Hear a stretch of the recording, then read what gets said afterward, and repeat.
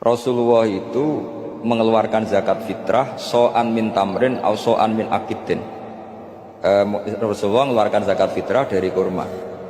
Imam Syafi'i tidak maknani kurma, tapi dimaknani kuti ahli baladi, makanan pokok yang sesuai negara masing-masing. Jika kalau orang Jawa ya pakainya beras, meskipun di hadis disebutkan tamar.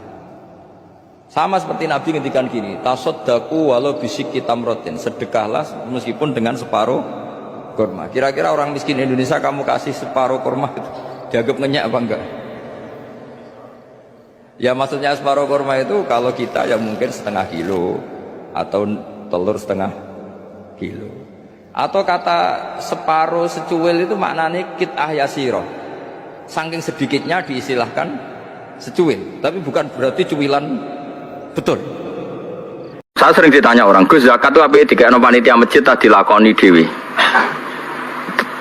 Nah, kowe takok drengki apa takok api-apian namanya. Nah, kowe drengki apa ngomentari panitia masjid, tak jawab apa ning masjid. Ben sifat drengkimu mbok lawan dhewe. Gak Gus, objektif. Jawaban saya gampang. Misalnya saya punya uang 1 juta. Kebetulan yang miskin itu ponakan saya, atau orang yang tidak wajib saya tanggung. Jadi zakat itu kan nggak boleh diberikan orang yang wajib ditanggung. Misalnya anak istri kan wajib ditanggung, tapi kalau ponakan misanan kan sudah ndak tanggungan, ndak wajib maksudnya, ya boleh dilakukan. Maka aturannya Quran jelas, dahulukan dil kurba, orang yang punya unsur apa? Kerabat. Dan saya tahu kalau saya kasihkan masjid 1 juta dibagi 1 kampung itu nanti ponakan saya untuk selawehu. Itu ora kena tuku beras. Tapi nak saya sendiri yang memberikan iso keduman 300.000-an dan atau keduman 1 jutaan. Saya harus mengasihkan langsung dengan cara ini, corong Jawa kemoto, pemberiannya kemoto. Tapi ada ulama yang cara berpikir tidak seperti itu. Min awalil amri zakat itu harus merata. Wes ora kemoto lah, sementing sak desa keduman. Kayak manuk doro Allah. Termasuk mazhab Syafi'i yang dikontrol oleh ashabnya adalah mazhab ini. Ini dengerin nih, yang ada di Mu'in di Ana. Zakat itu asnafnya akan 8. Pinten? 8 ini anggap saja di era modern tinggal berapa sekarang? Yang permanen ada itu fuqara, masakin, amil tidak mesti ada. Saya itu ya tidak yakin kalau amil di masjid itu amil betulan. Wong mau nyateti terus rame-rame mbek rokokan ngenteni wong daftar. Kadang ya ana lanang wedok ya mau pacaran apa ya ora roh lah. Pokoke sebagian iku ya ora islami banget. Mbek rokokan ngenteni pani apa wong. Dulu itu amil tak ceritani ngeten nggih, Pak. Dulu amil itu Nabi itu hidup di Madinah. Itu amil itu disuruh ngambil zakat tuh di Yaman. Ya Madinah mbek Yaman jarake iso mbok bayangno zaman itu, gak naik pesawat. Sehingga cara untuk jajah zakat tuh ono pantese. Tapi kalau ambil sekarang di masjid-masjid itu kangelan toh, tengok-tengok mbek rokokan terus ono sing nyugoi kopi. Terus disita itu sidik-sidik ngono iku terus. Lah iya misalnya terus ono kiai Mustofa Dar, iku yo amil Gus, era modern ngene iki wis cukup darane amil. Ya ono bener ya nyatane amil tenan. Terus sekolah di pendapat ora amil. Ngono-ngono tok wae kok mbok kei zakat. Karo dene sebagian mereka ya wong mampu S1. Kadang jurusan ekonomi konto zakat. Oke. Nah terus misalnya satu zakatan di masjid itu ada 2 pintal. 2 pintal berarti berang kilo? 200 kilo ke? 200 kilo wong kere ning desa iku 400. Enggak tak latih kowe ben pinter senenganmu ngaji swarga neraka, tak latih ben utekmu bener. 200 kilo sing wajib dizakati 400 berarti untuk piranan? Setengah kilo. Setengah kilo itu kayak pakanan doro. Napa? Mandoro. Nak sing melarat 400 itu setengah kilo. Nak sing melarat 800 seprapat. Saiki atuk ora rata wong tuk kemoto 20 kilo, timbang rata tapi wong koyok manuk doro. Yaiku untuk beras seprapat. Iku apa kanane manuk doro? Ayo jawab saya, harus iso jawab. Ini jenenge bener-bener khilaf. Yang mengatakan takmim harus rata biar adil yo masuk akal. Biye-biye podo-podo fikir kok gak dibagi rata. Tapi ana ulama darani athuk ora dibagi rata, sing penting kemotong regani wong. Piye-piye faktor zakat iku ana ikrame, kala bala tukrimun al yatim. Nak ngekeki ana mulyanane, wong dikeki seprapat kilo iku mulyakno tangannya. Mulane wong ku mikir. Paham? Paham tenan to ora? Lah ngono iku jenenge istihad. Istihad tuh mirip-mirip. Itu jenenge ra'yu nasawabun yahtamilul khata' wa ra'yu ka khata'un yahtamilus shawab. Pendapatku iku bener tapi yo mungkin salah, tapi kaya salah tapi mungkin. Misalnya aku fatwa, wong elek iku haram untuk wong elek. Ya ono mirip bener. Mergo anak ra melok-melok dadi elek banget. Misalnya aku ujug-ujug istihad fatwa. Wong lanang weli iku haram untuk wong wedok weli. Karena anak ra melok-melok dadi elek banget. Misalnya aku fatwa ngono. Ini kan demi kemaslahatan jangka panjang biar gak ada generasi Islam sing elek banget. Kira-kira fatwa itu mungkin benar enggak? Mungkin. Terus ono sing bantah, ora ono hadise. Apa meneh sing kira-kira sing bantah Albani, mana hadisnya? Enggak ada pegangannya. Misalnya aku Albani, sidik-sidik kan nyempriti hadis. Nah. Ya ono bener. Terus ono wong neh sing dipendapat, jogeman untuk wong sugih. Biasane wong untuk wong sugih iku diburohno. Wong alim untuk wong wedok sugih diburohno. Ya ono bener ya, rata-rata wong kere diburohno wong sugih. Ya kadang ya ono salah, atuk diburono lah numpak Innova timbang majikan tapi satpam. Misale, ya ono miripe. Lah itu pendapat asal tidak masalah iman dan Islam, kafir dan tidak kafir, iku shawabun yahtamilul khata' wa khata'un yahtamilus shawab. Sehingga mulai dulu ulama itu kalau khilaf tuh ya biasa-biasa, ketemu koncone sing khilaf tuh ya biasa. Imam Syafi'i itu pernah sholat di masjidnya Abu Hanifah ya tidak kunut, padahal beliau orang yang sangat-sangat mensyariatkan kunut. Abu Hanifah sudah meninggal, karwan wis kapundhut, ditanya lima adalah taknutu ya Syafi'i ya Abu Abdillah Jolani ikroman lihadal madhab, aku ngerkani madhab iki. Terus tak tonton meneh, iki kowe nek ora paham buangeten. Kowe sholat duhur dengan sadar satu rakaat rukuk dua itu sah apa enggak? Loh, rukuk dua kali kan? Di rakaat ula, kue rukuk dua kali sah ndak? Menambahkan satu rukun, rukuk ndak sah. Sholat itu batal dengan menambahi satu rukun. Jadi kena rukuk dua kali, sholat duhur loh. Sah ndak? Ndak sah. Nambahi sujud tiga kali, ndak sah. Karena termasuk sholat itu batal dengan menambahkan satu rukun. Yang amdan sengaja. Sekarang saya tanya, sholat mayit itu modelnya di sini takbirnya berapa kali? 4. Wes yakin? Wes tak takoi mas jawab ya. Wes keliru lah. Gue cah murid teh masih beringosan kan murid kita. Takbir patang rakaat itu rukun apa sunat? Rukun yang bab sholat jenazah takbir 4 rakaat itu. Sehingga dijelaskan sholat jenazah itu rukunnya 4, yaitu takbir 4 kali, yang setelah pertama baca Fatihah, setelah kedua baca sholawat, setelah ketiga doa, setelah keempat sebenarnya salam. Tapi kayak Indonesia doa engkek jadi ngomongnya sebenarnya di Mekah di mana-mana setelah takbir keempat itu langsung takono sing tahu haji ya, bertakbir keempat sing tahu umroh. Nah di Mekah langsung salam atau bobo dongo. Langsung salam. Tapi datang Indonesia dongo. Jadi dongane pembidun aneh. Sudah sampean yakin kalau empat tadi rukun tak latih fikih. Kemudian ada orang yang sholat takbir sampai 5 kali atau 6 kali, batal enggak dalam sholat jenazah? Loh enggak jawab saya. Rata-rata ulama mengatakan tidak batal karena Allahu Akbar mujarradu zikri. Iso wae dekne nambahi Allahu Akbar niat rukun tapi mujarradu zikri. Wong zikir kok ora oleh. Tapi ada ulama mengatakan dalam konteks sholat jenazah takbir itu sudah rukun, sehingga kalau nambah itu ya batal, berarti nambahi rukun. Lalu jenis pendapat ini ya mirip bener mirip salah. Lah wong awam-awam kowe ora dadi dhuwit kok geger, wah iku perelek meneh. Elek wong ya kowe iku anggere menyangkut dhuwit ngono kok geger. Mergo ora dadi duwe, ku elek meneh kan neraka, ngomongan niku mari neraka. Nah seperti itu terus tak bedheki meneh misale. Gak jawab ya. Ben kowe ora terlalu dadi ekstremis.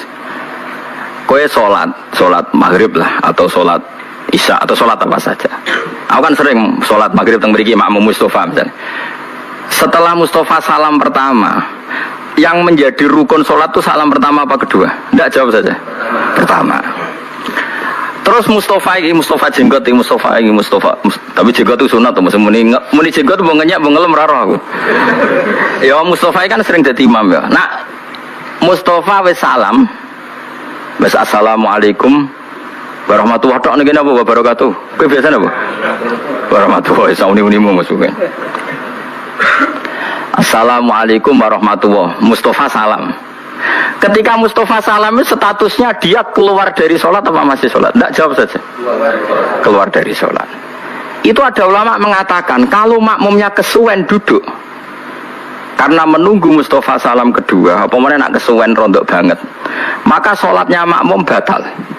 Karena dia menggantungkan sholat sama orang yang sudah tidak sholat. Masuk akal orang? Nah, ini cerita saja. Pendapat itu masuk akal enggak? Masuk akal. Bagaimana mungkin orang yang masih sholat menggantungkan hubungan sholat sama orang yang sekarang sudah ada? Ke makmum sopo, makmum Mustafa. Lah saya kira ora sholat kok mbok makmumi. Aneh enggak makmum orang sama orang yang sudah ada sholat? Aneh enggak? Kowe ora ora aneh mergo kowe iso ngaji. Lah yo kowe selama ini nganggep gak aneh mergo kowe iso ngaji. Coba saiki bar ngaji iki kok kowe terus aneh. Bar ngaji iki lho mbok iki teko, nailing tapi yo. Setelah imam salam itu dia masih sholat enggak? Enggak. Terus kowe ngenteni apa jajal pertanyaannya? Kok ngenteni reaksi ini Mustafa? Mau ora imam kok mbok enteni. Berarti kamu menta'allukan sholat sama orang yang sudah tidak sholat. Maka dianggap batal. Amma mengatakan enggak batal. Piye-piye salam kedua itu min mutammimati sholat, termasuk penyempurna sholat. Di mana-mana ngenteni tambah sempurna itu ora batal. Lah ngene iki pendapat khilaf sing babak, kira-kira satu padha mutune. Sing ora mutu mau ngono kok dibakas sing ora dadi dhuwit. Lah iku sing elek ngono iku. Makanya saya termasuk orang yang seringnya kalau imam sudah salam pertama aku langsung ngadeg. Tapi sing loro ya sing ra setuju ya banyak. Karena secara etika umumnya yang ngenteni bar salam kedua. Sehingga di pondok saya, di pondok sarang gitu separuh nak imam salam langsung ngadeg, separuh ngenteni. Berarti separuh berakhlak, separuh berfikih. Ngono aja, jadi separuh berakhlak, separuh berfikih. Artinya berfikih wong imam wis keluar dari sholat, saya harus secepatnya mandiri. Enggak boleh sama menggantungkan sholat sama orang yang sudah tidak sholat. Makanya saya katakan separuh berfikih, separuh beretika, berakhlak. Keluar antara secara ilmiah. Terus ulama niku saalim-alime iku mesti duwe niat takbih ngelek-ngelek barang ya terus tenanan. Nak muji barang ya tenanan. Nah Sufyan Ats-Tsauri termasuk tipikal ulama sing nak ngenyek dunya untuk ngamek. Ini wis pancen jenise ngoten, jenise tiyang ngoten. Tapi memang itu jarang wong rapati ngungseng dunya. Tapi secara ilmiah itu ada problem. Problemnya adalah faktanya kowe sangu akhirat mau ndak mau harus lewat dunya. Kowe iso nyumbang masjid ya nak di duit, nyumbang fakir miskin yatim ya nak di duit. Sehingga dawuh-dawuh yang mengkritik dunia itu butuh sarah, termasuk oleh Syekh Nawawi Banten atau oleh ulama pun sarah. Supaya seimbang, mati seimbang itu ketika dunia dikritik itu dunia yang apa? Ketika akhirat dikritik itu akhirat yang apa? Akhirat lah itu kadang dikritik oleh ulama. Kalau wong istighfar terus saking wedine mati suul khotimah. Bicara kalau jadi gurune ya tak PHK tenan, wamuk tenan. Karena istighfar itu tidak solusi. Piye-piye dunia butuh pengajaran, paham ya, butuh sedekah. Terus kowe kepengin husnul khotimah mau istighfar itu sanate ning ndi? Ra enak medhit istighfar, kiai alim ra mulang istighfar, can nom-nom ra tau ngurusi masjid cukup apa? Istighfar mbuke lara dibaro cukup istighfar, bojone kelaparan cukup istighfar. Wah mesti tak buaya yang di santri. Artinya makanya sampai Imam Ghazali ngendikan kowe nak maca ayat Quran ketika nerang ayat-ayat pangeran kowe eling akhirat kowe ora bakal dadi wali karena kamu akan sangat egois akan sangat egois. Dan kula nu ora seneng ana wong nangis akhirat ya ora seneng. Akhirat sing ndi sing maksudnya? Akhirat ketakutan apa akhirat golek ridane Allah? Nek golek ridane Allah ya nak maca tasbih sing fase. Misalnya Allah cerita ning dadi piyambak. Nggih, misalnya Allah cerita ning dadi piyambak, misalnya afara'aitum ma tumnun a antum takhluqunahu am nahnul khaliqun. Kowe kok ora mikir mani sing dadi wong iku sing gawe aku apa kowe? Sperma sak sel-sele sing gawe aku apa kowe? Terus kowe nuangin hak eling neraka. Pangeran ora seneng. Kowe tak terangno ilmu kok malah nangisi neraka. Kowe kriminal itu. Akhirnya apa? Orang tidak mengenali Allah haqqa ma'rifati. Orang enggak kenal Allah, kapasitasnya Allah kaya apa. Mau mergo terobsesi akhirat. Mulane jari Imam Ghazali termasuk pintere setan wong nak salat maca Quran dilingno akhirat. Akhirnya lupa ayat sing dibaca. Padahal ayat sing dibaca itu muji-muji Allah. Kowe ora peduli. Maca alhamdulillah rabbil alamin. Mestine kan ki bangga bahwa segala puji milik Allah dan Allah itu Tuhan semesta alam. Ora ono zat sekuat Allah. Tidak ada selain Allah kecuali dalam kendali Allah. Enggak ada sesuatu yang di atas Allah. Mestine hatimu kan ngono, malah ora. Gusti pokoke sementing swarga, zat rabbil alamin ora dimaknani Rahman Rahim. Wah, kurang ajar tenan yakin tak jamin. Nah, seperti itu enggak boleh. Artinya kita mulane tidak orang baik, orang yang demi akhirat ninggal dunia demi akhirat. Semuanya harus terkontrol. Urip iku kabeh li ta'lamu annallaha ala kulli syai'in qadir wa annallaha qad ahata bi kulli syai'in ilma. Jadi kabeh penjelasan ilmiah agar kamu berkesimpulan, seorang lagi semua kejadian di alam raya ini agar kamu berkesimpulan li ta'lamu annallaha ala kulli syai'in qadir, bahwa Allah kuwasa wa annallaha qad ahata bi kulli syai'in ilma, dan Allah itu luar biasa pengetahuannya. Tapi mbek kowe mbok simpelno ya mau. Mana wong sing sholat nangis ning akhirat itu cara dadi wali ya amatir. Muga-muga ya malah ora. Karena tadi apa ya, haknya Allah itu ndak ada. Dia hanya nangisi dirinya nang mlebu swarga. Gak ono komitmene blas sampai pangeran. Itu ndak boleh seperti itu. Meskipun ya saleh dibanding wong ning dalan-dalan ya saleh, tapi ya aja nyaingi saleh wong alim-alim. Ora kelas. Karena tadi itu masyhur itu di kitab Tadabburil Quran itu ulama-ulama ngendikan ojo geman kue demi eling akhirat meninggalkan ayat yang sedang kamu baca, sementara ayat itu fiha mahamid wa fiha tasabih wa fiha takbirat, sementara ayat itu ada pujian-pujian kepada Allah Subhanahu wa taala. Jadi misalnya Allah memaklumatkan dirinya ma indakum yanfadu wa ma inda wahibak, apa wae sing mbok miliki mesti hilang, sing ora bakal hilang sifatnya Allah atau apa-apa yang ada pada Allah. Misalnya Allah di sifat qadir, berarti selawase Allah gitu apa? Qadir. Allah di sifat alim, selawase Allah ya alim. Sekali sesuatu itu inda Allah, misalnya ikhlas, ya akan abadi. Ya aku ora mbok pikir, aku kabeh ayat itu kesimpulannya sementing kula mlebu swarga Gusti semen. Ya jangan malaikat Jibril tersinggung, mosok 30 juz artine sementing kula mlebu swarga. Ya kelakuan dulu marah ini. Jadi ya proporsional saja bakas akhirat ya, terus kita minta supaya husnul khotimah. Engko nyifati Allah, kowe njaluk supaya wong sing ma'rifatullah haqqa ma'rifati. Aja sampai kita mlebu ayat wa ma qadarullaha haqqa qadri, kita tidak bisa menghormati Allah sesuai kapasitasnya Allah. Engko aja sampai. Mana kula niku rapati seneng bakas akhirat, teman-teman niku rapati seneng. Perkarane kuwatir nyifati ku Allah gak pati fasih. Jadi wong nomor siji kudu fasih nyifati Allah Subhanahu wa taala. Meskipun kita sebagai manusia ya kepengin mlebu swarga. Dunya melarat suwi ya repot. Wis lara kabeh lah ning dunya. Paham ya, dadi kudu ke Imam Syafi'i lho kondang. Imam Syafi'i ini cita-citane jare. Umpama Gusti kula mlebu neraka niku pikiran kula nu namung setunggal, tetep kula badhe maca tasbih nyuwun jenengan. Masyhur itu. Kalau gada siiran Imam Syafi'i, kata kalau gada Diwanul Imam Syafi'i. Oh, nu nak muji pangeran, masya Allah tenan. Kalau gada nama Diwanul Imam nama Syafi'i. Kalau tiap berdiri lem, niku sering kalau wajah. Nu nak muji pangeran niku. Beliau cerita orang-orang baik, seorang lagi beliau cerita orang-orang baik. Ketika beliau cerita orang-orang baik, terus cerita rojae ning Allah. Di antara kalimat yang ngeten, fa intan takim minni falastu bi ayisin. Jadi setelah muji-muji Allah, setelah muji-muji Allah itu Laqad mananta ala qalbi bi ma'rifatin bi annaka wahudul ala'i wal qudusi. Saya tahu betul ya Allah bahwa engkau itu zat yang pemberi nikmat dan engkau zat yang maha suci. Terus beliau ngendikan wa ma taqallabtu min naumi wa fi sinati illa wa dzikruka bainan nafsi wan nafasi. Kula nak badhe tilem, taqallabtu badhe tilem molak-malik. Imam Syafi'i asline koyo kowe nek turu ora iso, tapi kan mikir utang, mikir kasus-kasus semua. Imam Syafi'i nek turu ora iso perkarane antarane wedi eling pangeran. Wong kok ape turu, kok aku ora lali pangeran. Tapi wong kok ora turu, kok aku ora istirahat. Dadi takollab tuh. Kok orang Jawa glebakan, ape turu glebakan. Tapi glebakan Imam Syafi'i lho, coba yang koyo kowe.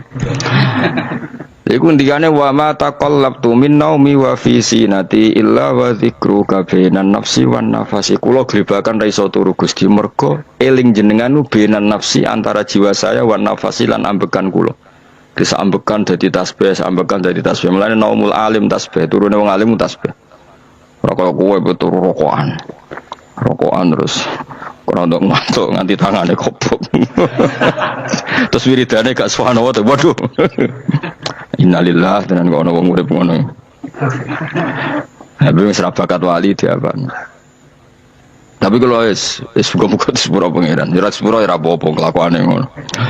Terus di antara syair gini, ketika muji terus fa in tantakim minni falastu bi ayisin wa inta kholat nafsi bi jurmin jahannam. Ini kula maca nganti hari.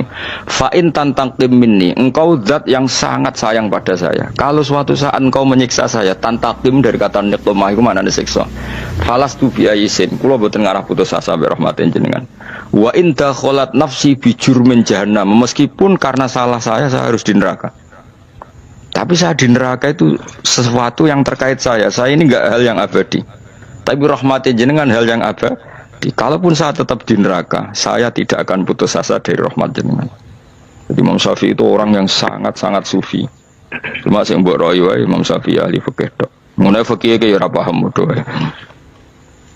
Di Imam Syafi'i sampe fa in tantaqim minni falastu bi ayisin wa in dakhalat nafsi bi jurmin jahannam. Sampai seperti ini. Terus beliau mulai muji-muji pangeran. Wong apik sapa? Fasihan idza ma kana fi dzikri rabbih wa fi siwahu kana fil wara ajama. Wong apik apa? Wong sing fasih ketika muji pangeran. Jadi Imam Syafi'i kok ana wong kiai mulang nak muji pangeran kok fasih wong apik. Tidak fasih muji akhirat, fasih muji swarga, itu biasa. Bangunnya swarga ora mbok puji, ngene bojo elek ora wani wayo ning swarga wayoan akeh, halal kabeh, gak cerewet kabeh, gak butuh blonjo. Kabeh bangunnya ora mbok puji. Mesti muji akhirat ya biasa wae standar, tapi nak muji Allah fasihan idza ma kana fi dzikri rabbih, orang yang sangat cakap ketika muji pangeran. Wa fi ma siwahu fil warakana ajama. Tidak bakas barang liya iku ajama ora pati iso. Jadi itu ya kita ini punya imam fil fikhi kita adalah Imam Syafi'i, tapi beliau juga imam sing ahlul ma'rifat. Jadi beliau punya diwan yang di semua itu muji-muji pangeran sampai akhir hayatnya. Itu siiran yang ditulis Imam Syafi'i biasanya enggak ditulis beliau, ditulis murid-muridnya di akhir hayatnya. Jadi kalau nanti anak kula, bojo kula ini ada 1-2 sing tak kon ngapal sairan Imam Syafi'i mergi napa nggih tabarruk. Ora kaya kowe ana sapa mazhab Syafi'i jebule kedonyan mazhab sing ndi? Mazhab napa? Mazhab sing ndi menapune anut ora jelas no. Jadi Imam Syafi'i saking senenge pangeran ngoten. Laqad mananta ala qalbi. Dadi laqad mananta teman-teman paring panjenengan ala qalbi ing atase ati ingsun. Bi ma'rifatin kelawan siji pengertian. Bi annaka gini ku saat temani panjenengan iku dzul ala iku pangeran sing duweni pira-pira kenikmatan wal qudsi lan sifat sing bersih sangka salah. Ya Allah, pemberian engkau terbaik kepada saya adalah karena saya berkeyakinan bahwa engkau adalah Tuhan sing dzul ala yang banyak memberi apa nikmat. Tapi sing disyukuri Imam Syafi'i ora kok nikmate, makrifat nak Allah iku dzul ala. Jadi laqad mananta ala qalbi bi ma'rifatin bi annaka wa dzul. Dadi nek kowe kan gak syukur be Allah dzul ala mergo kowe entuk nikmat pancen. Makomem kan ngono. Nek Syafi'i gak dekne syukure be Allah mergo ngerti apa? Jadi syukur pertama iku lil ma'rifat, ma'rifatu wah. Lagi syukur kesekian mergo di duit. Yaiku Imam Syafi'i. Pengikutnya ya wallahu alam. Nah, ilmu itu akan dikontrol oleh ulama berikutnya. Iku mau misalnya dunia dikritik ente-entean, ternyata dunia itu juga ada sisi baiknya. Kue nganti mlebu swarga ya barokah referensi perilaku kamu di dunia. Kue ngeritik dunia teman-teman masjid dibangun ya baik duit, madrasah baik duit. Makanya Imam Sufyan Ats-Tsauri ketika ngeritik dunia mesti diluruskan sama sareh-sarehnya. Ya yang dikritik yang perlu dikritik. Misalnya dunia itu jadi alat keburukan. Tapi nak misalnya jadi alat kebaikan, nikmatil matiyatu ad-dunya, kendaraan terbaik adalah dunia, maka gunakan yang baik, tuballighkum al-akhirah, maka akan sampai akhirat secara benar. Ya mau misalnya aku saiki jek urip, mumpung jek urip aku tak maca tauhid, mumpung jek urip tak mulang, mumpung jek urip tak birrul walidain, mumpung jek urip tak bekti ambek ibu, mumpung jek urip tak ngitmai santri. Nah, itu namanya dunia yang dipakai alat irtikhal. Kalau dipakai alat seperti ini, ni'mal matiyatu ad-dunya fartakhiluha tuballighkum al-akhirah. Imam Sayyidina Ali ngendikan ad-dunya darusidkan liman saddaqaha. Dunia itu tempat kebenaran bagi orang yang bisa mengelola secara benar. Ya karena tadi seperti misalnya dunyane para wali kok Abdul Qadir Jilani, Imam Syafi'i. Sauri-uripe ning dunya ndak apa para wali iku memaklumatkan kebesaran Allah, memaklumatkan kebenaran Islam, memaklumatkan kebenarannya hukum-hukumnya Allah. Berarti dunya bagi orang-orang baik apa? Darusidkin apa? Darusidkin. Tapi bagi wong si tukang bodoh ni sauri-uripe bodoh ni, kok bodoh niki ditutup bodoh ni menang kowe ya daru kisbin apa? Dadi intine dunya karek sing ngelola napa karek sing ngelola. Itu namanya sarah. Sarah itu mengkontrol semua dawuh-dawuh matan sing berlebihan. Nah, gunane sarah itu apa? Menyeimbangkan lagi napa? Menyeimbangkan lagi. Oh, proporsinya gini. Ya kayak Quran lah. Quran itu memang mau tidak mau harus ditafsiri. Ada saat di mana Allah itu ngeritik bojo dikritik. Misalnya inna min azwajikum wa auladikum aduwwal lakum. Bojomu musuhmu, bojomu anakmu kadang-kadang ya musuh. Ciri khas musuh adalah menghalangi dari kebaikan. Ya, bojomu ngalangi kowe kok kebaikan kan ya bolak-balik. Pengamal rawani apa rawani. Nah itu napas sisi itu ya harus dikritik, disebut aduwwal lakum. Tapi ada sisi-sisi di mana istri itu dipuji pangeran. Allah nak darani bojoku swarga. Iku ning gone ayat wa yad'u ilal jannati wal maghfirati biizni. Wis jelas darani bojoku swarga kan wala amatum mukminatun khairum min musyrikati walau ajabatkum sak teruse to. Ulaika yad'una ilan nar. Wong-wong kafir sing mbok dadekno bojo, misalnya ana wong Islam kok rabi wong kafir jare pangeran dawuh ulaika yad'una ilan nar. Kowe kok rabi non muslim iku padha karo kowe ajak-ajak mara neraka. Terus Allah dawuh wa yad'u ilal jannah, tapi Allah ngajak kowe iku ngawini mukminah. Lah kawin mbek wong wedok mukminah iku wong istilahno ilal jannah. Jadi Allah nak muji bojo sudah langit. Tapi ning konteks pas berperilaku surgawi. Nah pas berperilaku ngono iku ya Allah ngendarani ya aduan. Lah kowe karo bojomu ya ngono, kadang ya aduan iblis. Wadang ya kaya wali tenan. Wes adekke ngamuk apa ya tak rungokno. Aku mumpung lagi wusul. Wusul mbahmu. Tapi intinya pokoknya ngaji kuncene sitok. Cek dawe Allah, cek Rasul, cek ulama. Nak ana dzamud dunya, ngenyek dunya ya dunya sing perlu dinyek. Iku dunya sing mbok ngurusi syahwat apa dunya sing mbok ngurusi syahwat nafsu. Nak ana dunya dipuji, ya dunya sing yutubal li hukum al akhirah sing iso nyampekno kowe. Ya kok kiai lah kadang suwantri wae gak nalar. Dalam banyak hal santri ku gak nalar. Misalnya nak dikongkon kadang ra paham nang jenenge bocah. Tapi kadang dipuji-puji. Zaman akhir api-api wong iku santri lah itu kan proporsional. Semua kalimat itu pasti apa? Proporsional. Misalnya ono wong muji hafid, hafid itu apik ngene-ngene. Mergo sing jaga hafalane Quran iku hafid. Jadi kadang ulama yang ngritik, apa artinya hafid agak paham. Makanya kadang kenemen ora tau ngaji wong ngapal tok. Ya kayak seperti itu kan ada apa? Proporsinya, ada apa? Ada proporsinya. Ya sudah seperti itu tugasnya syareh. Napa tugasnya syareh. Makanya ketika Sufyan Ats-Tsauri ngenyek donya ambek Senawi dibenerno. Ngene lho, sajane ora perlu dinyek kabeh. Nak posisine ngene. Lha iku jenenge syarah napa? Jenenge napa? Syarah kados wau inna min azwajikum wa auladikum aduwal lakum. Istri bisa dikatakan musuh ya kalau menghalangi dari kebaikan. Karena penghalang kebaikan berarti posisimu musuh. Ya sudah hanya dalam konteks itu. Tapi saat bojomu bocah jamaah gelem, hormat anak gelem, bocah hormat tamu santri gelem. Lah ini kategori ini wa yatu ilal jannati wal maghfirati bi'idni. Ya sama Nabi nak ngritik wong wedok entek ngamet. Tapi ini sekali muji yo dunya iku mata wa khairu mataiha almaratus sholihah. Ya sudah seperti itu. Semuanya itu ada konteksnya, semuanya ada mawadenya. Ya gue be awakmu dhewe ngono kadang ngilo puji-puji dhewe wong kok ganteng ngene. Wong kok wali ngene, wong melarat kok iso syukur wali tenan. Bareng rokok ora duwe ngenes. Wah.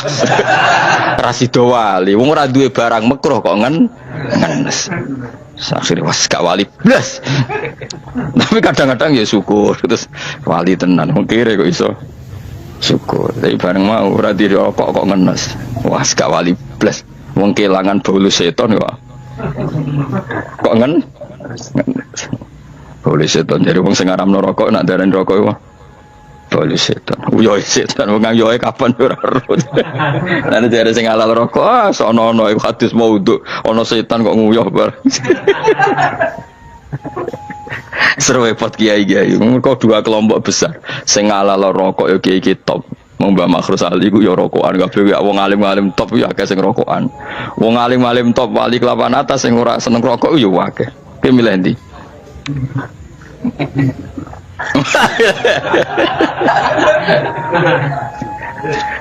Aku jeeling dhisik kono wali terkenal men rokokan. Walhasil kiai sing wali sing ra rokok iku ngenyek. Mun-mun eling pangeran kok ngebal ngebuli pangeran.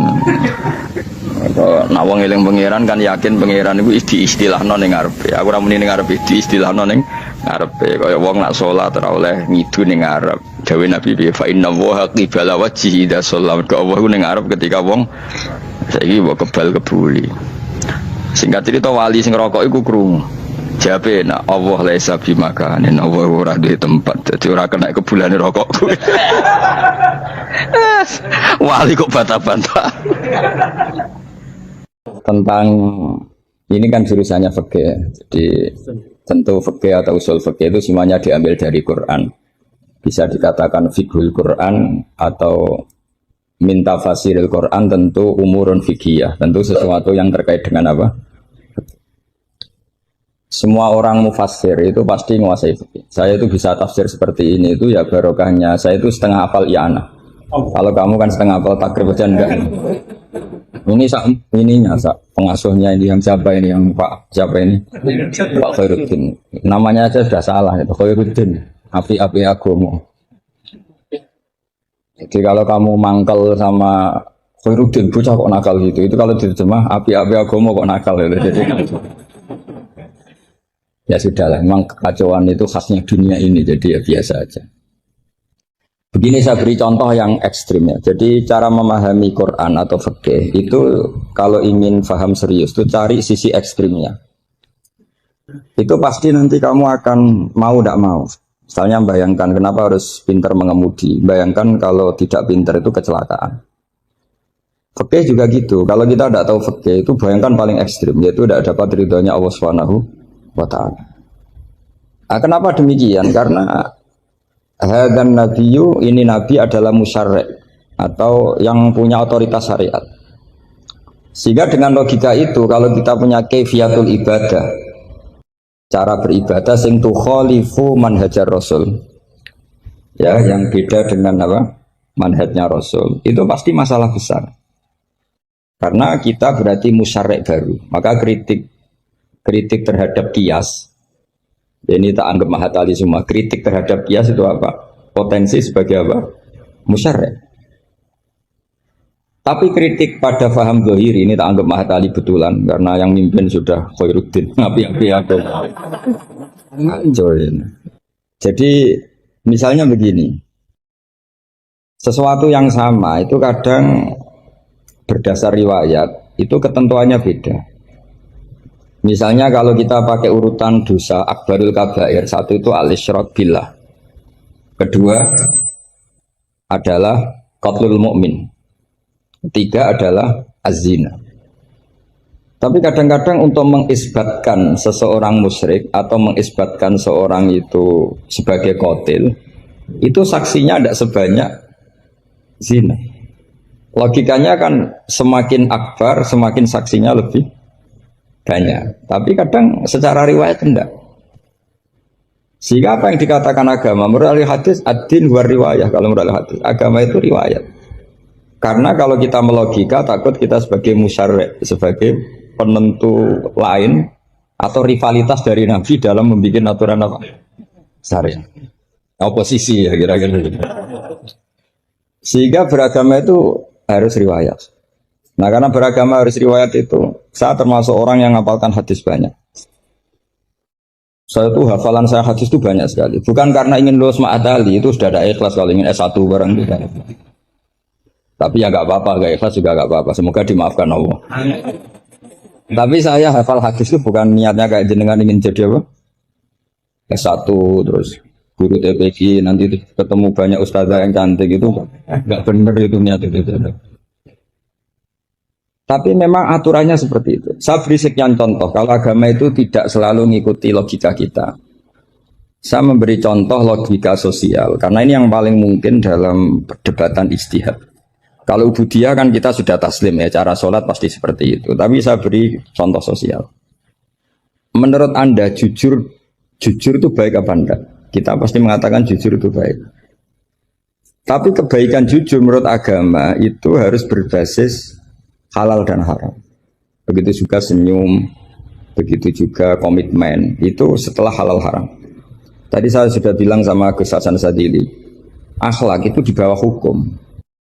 Andai kan senyum itu ibadah, itu orang-orang nakal yang rayu lelaki hidung belang, itu semuanya tukang senyum. Kadang ustazah sering merengut, karena kurang bisyarah atau apa, tidak tahu. Nah, nanti kalau senyum itu ibadah, berarti mereka lebih sering ibadah, karena sering senyum. Itu kalau sampean maling tidak konangan, lapor ke pimpinan, mesti dianggap, wah kamu bagus. Karena maling tidak konangan. Tapi ya bagus dalam konteks maling. Kamu judi kemudian kalah, kamu bayarkan sama yang menang. Kamu ya dipuji, pejudi yang baik. Karena berkomitmen. Nah kita tidak pernah tahu sebetulnya kata baik itu harus berbasis syariat. Sehingga kita tidak pernah muji senyum itu baik, berkomitmen itu baik, kecuali ba'da'an wa faqadzalika kullu syariat Rasulullah Shallallahu Alaihi Wasallam. Sehingga istrinya Nabi itu diajarin syariat itu beda dengan logika. Jadi kalau mbak-mbak ini yang cantik itu sering senyum sama Ustadz ini Pak Khairuddin itu haram. Karena dia pasti GR dianggap cinta. Nah, itu kesunatannya merengut. Itu secara agama kesunatannya itu merengut. Apa bahasa Maduranya merengut tuh? Oh, saya beri contoh, tidak betapa agama itu riwayat. Ya nisa an-nabi lastunna ka ahadim minan nisa. Ini taqaitunna fala takhdu'na bil qauli fayatma alladhi fi qalbihi marad. Wahai para istrinya Nabi, jika kamu ngomong sama lelaki lain, fala takhdu'na bil qauli, jangan terlalu sopan. Takhdu'na itu dari kata khudu. Karena kesopanan seorang perempuan cantik pada lelaki yang enggak benar itu mesti ditafsirkan yang macam-macam. Jadi kalau mbak-mbak cantik bilang, monggo Pak Ustadz Khairuddin mampir ke saya. Wah pikirannya, meskipun Ustadz itu mesti pikirannya kemana-mana. Padahal tujuannya mbak-mbak itu mau tanya bab istikhadah. Tapi ini mesti nggak Khairuddin lagi pasti. Sudah agak-agak Saruddin.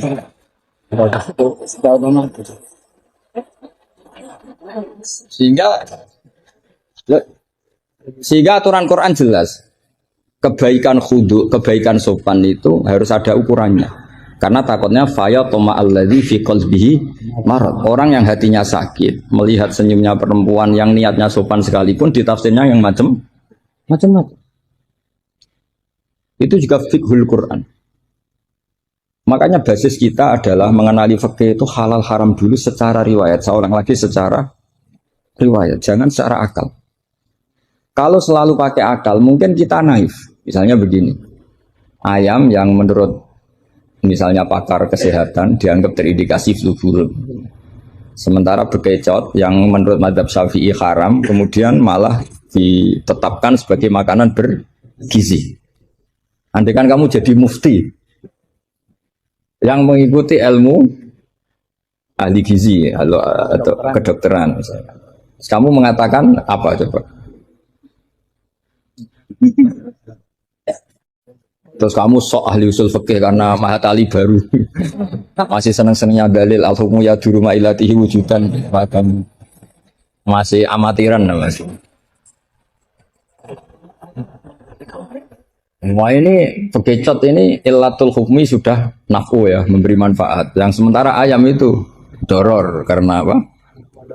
Mengandung apa? Flu burung. Wah berarti yang bekecot halal, yang ayam haram. Kalau kamu bilang gitu kan taqabbala wa minna minkum. Bisa dicoret dari daftar dai. Kalau saya seperti yang dikatakan MC, saya tidak pernah takut suatu saat tercoret apa tidak pernah takut. Karena kita sudah biasa belajar ilmunya wali. Artinya belajar ilmunya wali nomor satu cari ridhonya Allah. Saya tidak pernah ingin terkenal.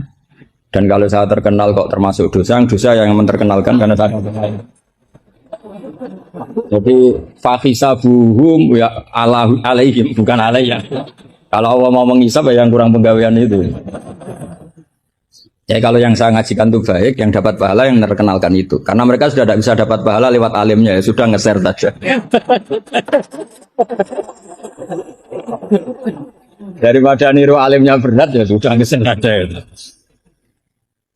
Sehingga tadi saya sempat rembukan sama Gus Hasan Sadili. Kenapa Rasulullah itu ngendikan bu istuli utammima makarimal akhlak. Makarimul akhlak itu mutammimah, penyempurna. Tapi setelah basis halal haram. Tanpa itu nggak bisa ada makarimul akhlak. Apa artinya senyum sebagai makarimul akhlak dilakukan fasikoh yang menggoda lelaki. Coba lembaga-lembaga rentenir itu yang cantik-cantik itu tukang senyum enggak? Tapi yang mulang di masjid ngobrai santri jamaah merengut. Berarti hadal ustad merengut. Padahal kata Nabi konsen senyum. Ini lembaga rentenir senyum. Terus pahalanya banyak mana? Maka ukurannya adalah halal haram itu dikawal dulu. Baru setelah sesuatu itu halal, baru senyum itu sunnah. Ya, tapi kalau halalnya saja tidak kena, misalnya perempuan penggoda, perempuan nakal, terus senyum, ya tetap tidak ibadah, kan basisnya dari haram. Gak senyumnya MC ini, kan basisnya sudah ngatur dia itu haram. Itu haram. Jadi harus istighfar itu. Basisnya. Coba kiai kok diatur, jangan harus ngisi jam sekian Gus ini.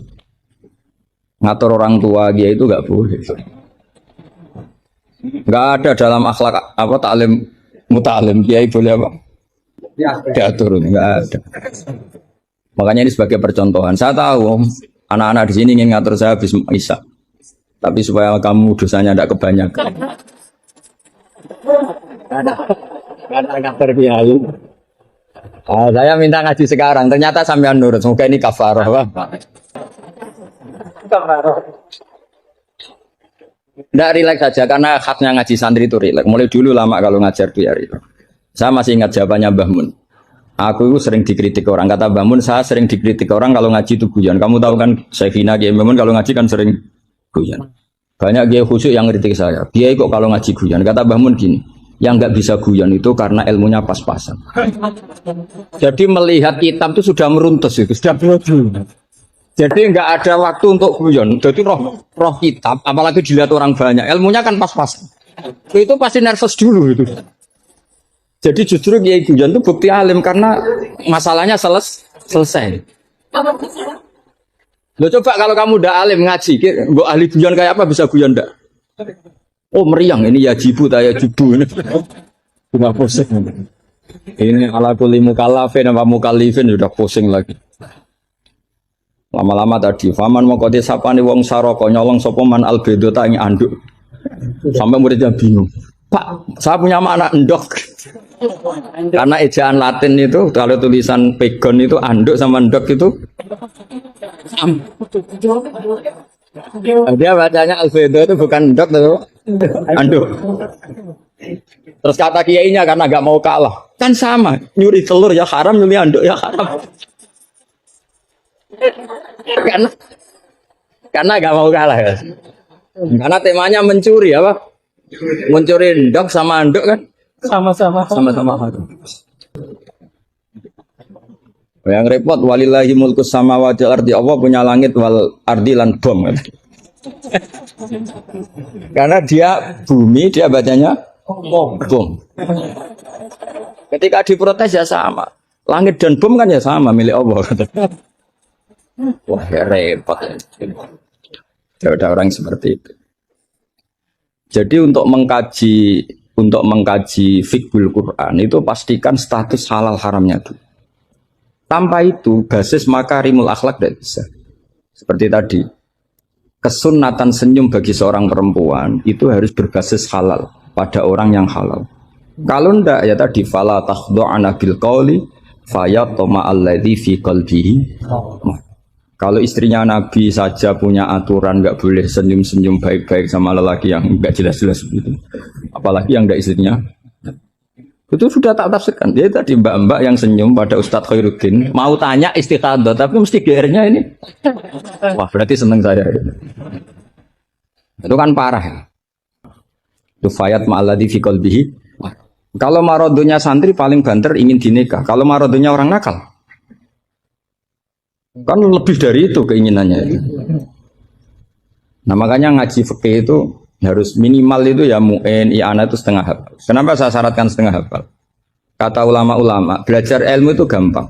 Kata beliau-beliau itu at-ta'ahul lil torfi, ya, belajar sebagian tapi sampai ta'ahul, sampai ahli betul. Semal ihtidak bibagi. Kemudian dari kamu ahli itu, pola-polanya akan kamu ketahui. Karena ilmu itu mesti polanya sama. Ya polanya itu sama. Misalnya begini, hukumnya bohong itu apa? Tidak sama jawab, hukumnya bohong. Haram lah itu termasuk amatir sama belajar usul fikihnya apa? Keliru. Kalau kamu jawab bohong itu ada yang wajib. Ada perempuan mau diperkosa sama orang fasik, lari sembunyi di rumah kamu. Terus orang fasik tadi tanya ke kamu, apa ada perempuan ke sini? Kamu wajib bohong atau wajib jujur? Wajib bohong. Makanya ini salah asuh ini mesti itu.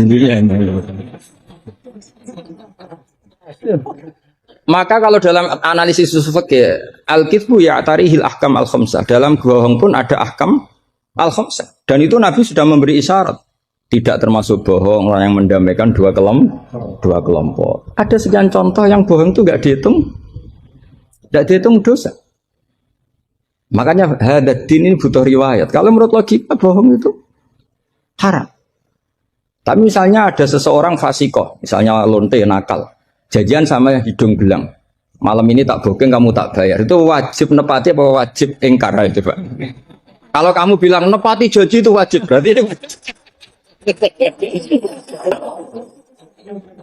Maka saya bilang tadi saya bukan sama Gus Ansadzeli. Coba ajarkan bahwa baiknya nepati janji, baiknya senyum itu harus berbasis halal dulu. Kalau senyum yang melakukan perayu fasikoh, ya jadinya haram. Nepati janji yang melakukan fasikoh ya jadinya haram karena janjian untuk melakukan perzinahan. Nah ini kamu harusnya fikihnya Mahatali harus seperti itu. Jangan nurut Pak Khairuddin ini apa? Ini amatir. Masalah. Masa kenal saya baru ini sudah ngatur. Ini harus sepakat yang ngatur kiai itu bisa. Wong guru saya aja jarang ngatur saya kok orang lain ngatur. Itu Mbah Mun kalau nimbali saya mesti bahak takoi nak pas nganggur kontrine. Ini ndak ngundang tanggalnya, jamnya diatur. Semoga Allah mengampuni.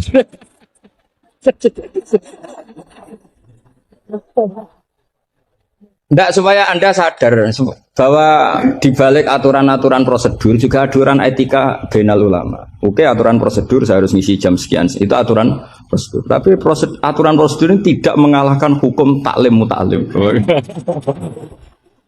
Makanya semoga ngerubah jadwal ini bagian dari kafaroh ya. Saya teruskan. Jadi fikih itu harus Anda itu harus setengah hafal. Ya minimal takrib mu'in. Nah, barokahnya setengah hafal ini kamu punya basis. Basis, kalau basisnya kuat nanti bisa ihtidak ila bagi. Misalnya begini. Kalau kamu maknani qasrus sholat itu apa? Coba. Tidak jawab saja. Meskipun amatir jawab saja. Qasrus sholat. Apa gurunya yang tak tanya? Nanti kalau nggak tahu malu kan.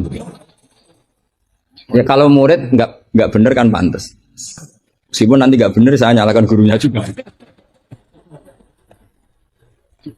Coba jawab, qasrus sholat itu apa coba? Loh iya, maksudnya gimana? Dari 4 menjadi 2. Kalau dari 3? Enggak kan? Dari 2? Enggak bisa. Itu pengetahuan standar ya. Pengetahuan standar. Amatir aja. Tapi cukup lah. Cukup untuk ngelamar anak Pak Kaji itu sudah. Tapi sebetulnya ada qasrus sholat yang makna lain, yaitu minal wujub ila tarkil wujub, atau minal haram menjadi tidak haram, atau minal ibtal atau mubtilat menjadi tidak mubtilat. Karena ayat itu turun ketika perang. Wa idza darabtum fil ardi falaysa 'alaikum junahun an taqsuru minas sholat. Itu ulama tafsir itu ijma, dan ini Anda pasti tidak tahu. Karena gurunya aja belum tahu ini. Itu sebetulnya ayat itu bukan turun tentang rubaiyah menjadi sunaiyah, tapi tentang hamlud dam fi sholat itu nggak boleh. Tapi gara-gara perang menjadi boleh. Bergerak salah sukharokatin mutawaliyatin normalnya nggak boleh, gara-gara perang menjadi boleh. Maka di situ maksudnya qasrus sholat adalah minal wujub menjadi tidak wujub, minal ibtal menjadi tidak ibtal. Tapi kan kita kan dari dulu belajarnya amatiran gini. Jadi ya sudah qasrus sholat pokoknya papat jadi 2. Itu sudah pinter. Makanya di antara yang terusannya ayat itu kamu harus membawa pedang. Karena padahal membawa pedang ini kadang mulat toh bidam. Pedang ini penuh dengan darah. Jadi antak suruh minas sholat tentu makna pokoknya seperti tadi 4 menjadi 2. Tapi ada makna yang justru dibawa oleh sejarah ayat itu sendiri, yaitu normalnya orang sholat tidak bawa darah tapi ditoleransi saat perang. Nggak boleh gerak, ditoleransi saat perang. Misalnya sholat, istiqbalul kiblat wajib tidak? Wajib. Tapi fi syiddatil khaufi wajib tidak? Tidak. Nah, itu ya qasrus sholat namanya. Jadi qasru maknanya mencendak, memperpendek dari syarat misalnya 100 atau 10 menjadi tinggal 4.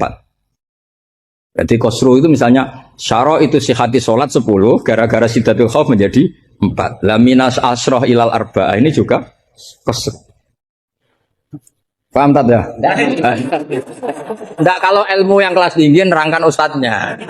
Nanti muridnya tanya ustadz. Jadi artinya apa? Kamu bisa memahami gitu tuh kalau mutabakhir bil arabiyah, karena dari awal maknanya qasru itu nyendak. Nyendak itu bisa tadi dari syarat 10 menjadi 4. Itu juga qasru. Coba dalam sholat syiddatil khaufi yang dikurting berapa? Coba yang didiskon. Bisa gerak lebih dari 3 kali. Boleh hamlun najasah, yaitu hamlut dam. Boleh tidak istiqbalul kiblat.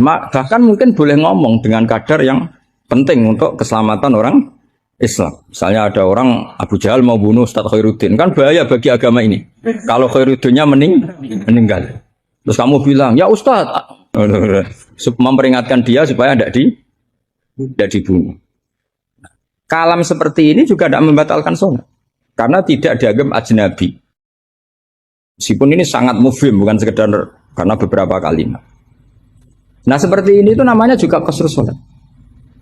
Tapi kita kadang-kadang terjebak. Qasrus sholat itu maknanya ya dari rubaiyah menjadi sunatnya. Tapi kalau kamu nanti ngaji tafsir, ya maksudnya yang sekelas ini ya jangan hanya tafsir Jalalain, itu nggak ada. Nanti kamu protes, Gus Pak sudah tak cari di Jalalain nggak ada. Ya mesti nggak ada. Ya minimal ya tafsir yang 10 jilid. Yang belinya saja sudah susah apalagi bacanya. Ya kan, yang belinya aja sudah apalagi bacanya. Kalau pakai maktabah Syamilah itu kitab bakhil itu namanya. Orang kok gak mau modal itu. Beli HP 3 juta mau, pas mau beli kitab hanya pakai maktabah Syamilah. Berapa harganya? 20.000. Itu kriminal menurut saya itu. Untuk calon ulama itu masalah. Karena kalau tradisinya ulama kan baca kitab, ditakriri, dibandingkan, terus dimuqabalah. Karena kalau kutub maktabah Syamilah mau kamu takriri gimana ya? Apalagi nyuwun sewu kalau ada tahrif atau apa kita ada ikut tanggung. Saya itu punya kitab Ihya itu kalau nggak 5-6 dari beberapa percetakan yang beda, karena takut kadang tahrif. Apa? Tahrif itu potensinya begini. Makanya saya sarankan kalau Anda ingin mengkaji tafsir itu minimal i'anah itu setengah hafal. Karena dari hafal, kenapa saya milih i'anah? Karena qoribu ahdin bina, dekat sekali dengan kita. Misalnya sanad saya, Mbah Mun, Mbah Karim, Mbah Hashim pernah ngaji Syekh Mahfud Termas ngaji Sayyid Abi Bakar Sato, Sahibul i'anah. Kalau saya sanad dari keluarga saya, malah mbah saya kandung, itu pernah ketemu sama Sayyid Abi Bakar Sato, pernah ngaji. Kalau sanad guru memang saya harus muter sampai 5. Di sebelah kiri juga sama, mbahnya istri saya namanya Mbah Murtado, sama mbahnya Mas Kamil itu pernah ngaji Sayyid Abi Bakar Sato. Sama saya tak cerita. Misalnya begini, ada kitab itu membuang la, dengarin ya, membuang la. Itu kalau Anda yang hanya belajar di Mahatali seperti ini, mungkin buang la itu aneh, karena la itu kata inti, tidak itu kan kata inti. Tapi di orang Arab, buang la itu biasa. Jika tafsir Jalalain selalu mengatakan la uqsimu bihadzal balad, la uqsimu biyaumil qiyamah, la zaidatun, la difonis ya zaid. Wong la itu maknanya tidak kok dikatakan zaidah. Karena memang dalam muhawaratul Arab atau muhadatsatul Arab, mereka bilang la wawa. Orang Arab itu kalau bilang wawa itu enggak marem kalau tidak dimuqaddimai la wawa. Sehingga la difonis zaidah. Tapi problem dikatakan zaidah begini, apa betul iya? Karena kebalikannya juga ada. La itu ada tapi di lafaz tidak ada. Maksudnya di lafaz tidak tertera. Misalnya wa'alal ladzina yutiqunahu fidyatun ta'amu miskin. Coba kalau kamu maknani tanpa la, orang yang mampu puasa pun enggak maknani tanpa la. Makanya tadi mukadimah saya kan kalau ingin belajar ilmu cari sisi ekstrimnya. Misalnya kalau kamu kangkang itu jelek, bayangkan kalau untuk cah jelek, tahu-tahu anak kamu jelek banget gitu. Itu kan cari sisi ekstrimnya. Itu kan tahu-tahu anak kamu nyesal punya bapak dan ibu kamu. Karena sebagai pesek keriting, bojomu ya pesek keriting, terus anakmu kayak orang Afrika. Nah lanang apa terus wedok. Itu kan kamu ikut dosa. Karena membuat generasi yang enggak laku rabi gara-gara salah. Ikut dosa. Makanya sebetulnya kalau nuruti logika cawe itu untuk calon yang elek agak sunat karena nolong merubah. Agak sunat sebenarnya. Tapi bisa saja cowoknya ini yang haram karena memperburuk. Karena biasanya kalau yang sahabatnya besar itu yang jadi. Karena yang wedok cantik, yang lanang jelek kan yang semangat yang lanang. Biasanya anaknya mirip. Nah, itu masalah kan enggak. Itu kalau menurut di fikih itu logika, tapi fikih kan enggak logika juga apa? Riwayat. Saya teruskan ya. Kalau Anda tahu di fikih yang boleh fidyah itu kan az-zamin orang yang lumpuh atau as-syekh sing ma'rad sing la yurja bur'uhu. Saya ulang lagi, kalau kita ngelotok fikih yang boleh bayar fidyah itu siapa? Orang yang sudah lumpuh atau orang tua yang nggak mungkin sembuh lagi, maka dia dianggap nggak mampu puasa diganti fidyah. Karena ada kepastian fikih demikian sehingga ketika kita baca ayat wa'alal ladzina yutiqunahu tetap kita baca la yutiqunahu. Kenapa kita tahu itu? Karena basis fikih kita cukup. Meskipun tidak ada la tapi basis kita mengarah ke la. Berarti yang menentukan kamu alim itu basis fikih apa basis lughat? Basis fikih. Kebetulan secara lughat disahkan.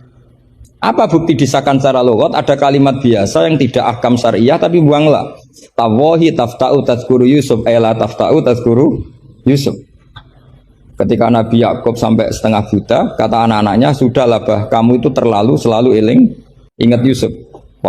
Tawahi tafta'u la tafta'u, artinya ada membuanglah di dialog-dialog biasa. Kalau dalam dialog biasa bisa dibuang, maka dalam hukum juga bisa dibuang kayak wa'alal ladzina yutiqunahu fidyatun ta'am miskin ela yutiqun. Ada lagi contoh yang mesti membuang lah. Ini mujma'alah pasti. Maksudnya secara makna pasti mujma'alah.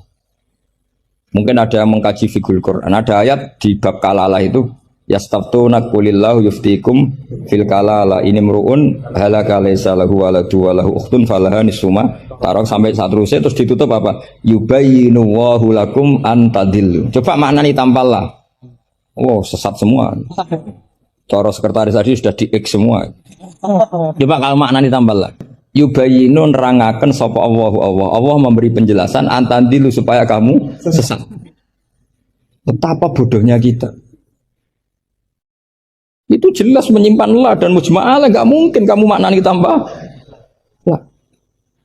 Karena kalau tambah la maknanya Allah memberi penjelasan agar kamu sesat. Itu mbok guru paling goblok pun tidak akan segoblok itu gitu. Akhirnya tafsir Jalalain ya urun, biasanya urun itu urun rembuk, an sama ta terus dikasih la ya, biasanya tafsir Jalalain kan gitu. An terus dipotong ditambahi la. La ini di luar kurung karena enggak Quran, yang dalam kurung Qurannya terus la itu urunnya Imam Suyuti atau tafsir Jalalain. Pasti maknanya musma'aleh membuang la. Nah, kalau ada yang tidak membuang la pasti punya solusi lain yang maknanya sama. Misalnya gini. Kalau kamu belajar nahwu, saya ulang lagi, kalau kamu belajar nahwu alfiyah lah. Saya alfiyah juga sarahnya itu setengah hafal karena saya butuh paham. Ya butuh paham. Kamu milih mana buang la sama buang mudhof? Populer mana di nahwu? Ulama nahwu ada yang milih lebih populer buang mudhof. Misalnya was'alil qaryah was'al ahlal qaryah. Ya misalnya gitu. Nah makanya ulama daripada buang la itu gak pati lughotun ma'rufah, gak pati begitu dikenal, milih buang mudhof. Artinya terus bilang gini, yubayyinu wa lakum karohiyata antadillu. Allah memberi penjelasan karena Allah tidak suka kalau kamu sesat. Terus karohiyah gitu. Nah ini kan urusan makna, urusan pilihan lughat, tapi semuanya sepakat maknanya harus seperti itu. Tapi ada yang milih buang la, ada yang milih buang mudhof. Lah kira-kira secara rasa nahwu kamu milih mana sih? Mau ram lagi saya kok milih. Tapi tetap kita tahu, nggak mungkin yang dimaksud Allah memberi penjelasan agar kamu sesat. Kalau menurut saya pribadi suka buang mudhof karena lebih familiar. Memang buang mudhof di bahasa Arab itu familiar. Bukti paling gampang itu di bab taukid. Di bab taukid kalau kamu ngaji nahwu bab taukid. Ja'a zaitun nafsuhu apa? Ja'a zaitun nafsuhu atau ja'a zaitun ainuru. Itu semua ahli nahwu mesti bilang begini. Yang ahli loh ya, enggak sampean, yang ahli nahwu pasti bilang begini. Taukid itu dipentingkan untuk memastikan hadal kalam la yahtamilu mudhofan. Bahwa kalam ini tidak terjadi pembuangan mudhof. Karena kalau dalam bahasa Arab ja'a zaitun bisa saja ja'a gulamu zaidin atau katibu zaidin atau tilmizu zaidin. Sampai butuh taukid itu saking seringnya di bahasa Arab itu ada buang mudhof, sehingga orang Arab kalau ingin memastikan Zaid sendiri yang datang harus ngomong ja'a Zaidun nafsuhu. Karena kalau Zaidun saja bisa artinya katibu Zaidin atau hulamu. Berarti buang mudhof populer enggak? Populer sekali sampai ada bab taukid untuk menghilangkan kemungkinan itu. Saking seringnya, apa? Saking sering. Itu kalau kangkang sedang gaya itu kan wah saya rabi keluarga Ki Astad. Baru tanya, keluarga yang mana? Ponaknya apa cucunya? Enggak, candalem. Karena gue gaya-gayanan kan harus ngomong seperti itu. Nah, sehingga dalam level ekstrim ilmu kalam atau ilmu tauhid, saya ulang lagi, saya mukadimahnya tetap sama ya. Cari sisi ekstrim dalam mengkaji satu ilmu. Ya, cari sisi ekstrim. Misalnya kalau kita tidak buang mudhof, kamu bisa nggak maknani ini secara ilmu kalam atau ilmu tauhid? Wajah rabbuka wal malaku soffan. Coba maknani tanpa buang mudhof. Kaya Allah kaya dirijen. Wajah alan teko sapa rabbuka pangeran sira wal malaikatu lan wal malaku lan malaikat oleh teko soffan hale baris-baris. Jadi sok kiamat itu Allah berbaris. Kriminal enggak kalau dalam ilmu tauhid seperti itu? Kriminal kan karena di sini ada tasbihu wa bil khalqi, menyerupakan Allah dengan makhluk. Atau ayat yang lebih ekstrim lagi. Hal yang zuruna illa satruse illa ayatiyahumu wa fi dzulalim minal ghamam. Allah datang di segumpalan awan. Coba kalau maknani tanpa buang mudhof. Berarti kan ada takayuf membayangkan Allah itu kayak makhluk. Jadi bayangkan kiamat Allah baris di depan sebagai pimpinan baris, terus malaikat di wong ayat terus dalile qala ta'ala wa ja'a rabbuka wal malaku. Itu salah maknane tak goblok wonge kan gitu mesti orang ini. Sehingga mau tidak mau kita takwil. Rabbuka di sini rasulu rabbik. Sama lihat di tafsir ahli sunnah wal jamaah. Rabbuka rasulu rabbik atau amru rabbik. Saat itu datang perintah Tuhanmu yang mengharuskan para malaikat berbaris. Bukan Rabbuka dengan arti zat. Karena Allah sebagai zat la yahullu fi makanin. Allah wajib mukhalafatul hawa. Nah, kalau Mahat Ali mau mengkaji fikih itu juga harus mengkaji lughat. Saya itu mengkaji kitab usul fikih banyak, Lubul Usul, Jamul Jawami. Itu di separuh akhir pasti tentang lau itu kayak apa, inna kayak apa, ka'anna, ya Mbak. Nah, orang kebangetan berarti khatam. Karena nggak bisa kita mengkaji usul fikih tanpa tahu aturan-aturan lughat, karena ilmu itu didapatkan dari Quran dan Quran adalah wa innahu latanzilu rabbil alamin nazala bihir ruhul amin ala qalbika litakuna minal munzirin bilisanin Arabi mubin. Jadi hadal Quran al-lisanul arabi. Kamu enggak tahu lughat enggak bisa. Makanya pernah ada khotib amatir, ya tentu khotib ini amatir. Kalau ketemu saya pasti tak PHK ya. Atau tak penjara lah. Bukan sekedar tak PHK tapi tak penjara. Itu ada khotib amatir mendalil ketika khutbah. Yaitu dia mungkin saking gobloknya atau khotib pesenan karena nggak tahu lah pokoknya. Atau ya baru habis dimari istri jadi goblok. Karena penyumbang kegoblokan para kiai itu istrinya kan. Sudah jelas. Itu kata Pak Said gitu. Kiai pinter kaya apa, profesor pinter kaya apa. Ini kalau kata Pak Hasyim Muzadi itu masyhur ya. Ini ada ponaknya. Banyak profesor yang menjadi goblok karena apa? Istrinya. Jadi sudah belajar teori macam-macam, pas mau ke kampus dibentak istrinya. Itu sudah di kampus blank. Hilang gitu. Kiai juga gitu, ilmu sudah disiapkan mau bentak itu tuntas. Itu saya punya cerita dari bapak. Dulu para kiai itu pernah ngaji di dalam di rumah. Bareng kiai itu biasanya kalau pas latihan kiai itu rezekinya kan belum lancar. Karena ya biasalah diuji sama Allah. Dia agak-agak miskin atau ya miskin betul memang. Itu istrinya kan marah-marah. Karena ngajinya di rumah itu sampai istrinya santrinya itu dengar. Yus kono anakmu pakani kitab. Maksudnya wong wayahe blonjo kok tetep ngaji. Akhirnya terus kiainya bilang, "Wis ngaji ning pondok, ngaji ning pondok." Jadi kiai ngaji di pondok itu karena tragedi itu awal. Itu awal peralihan dari rumah ke pondok. Semenjak itu kayak jadi mujma'ah kalau ngaji di pondok saja. Ya, karena itu tegangannya lebih aman, lebih aman. Jadi kalau ada kiai kok berani ngaji di rumah jam belanja, apa? Kalau habis sisa nggak keren. Karena istri sudah mandi, sudah aman semua. 6:30 pagi. Jadi kalau ada kiai berani ngajar di rumah jam-jam belanja itu tak puji.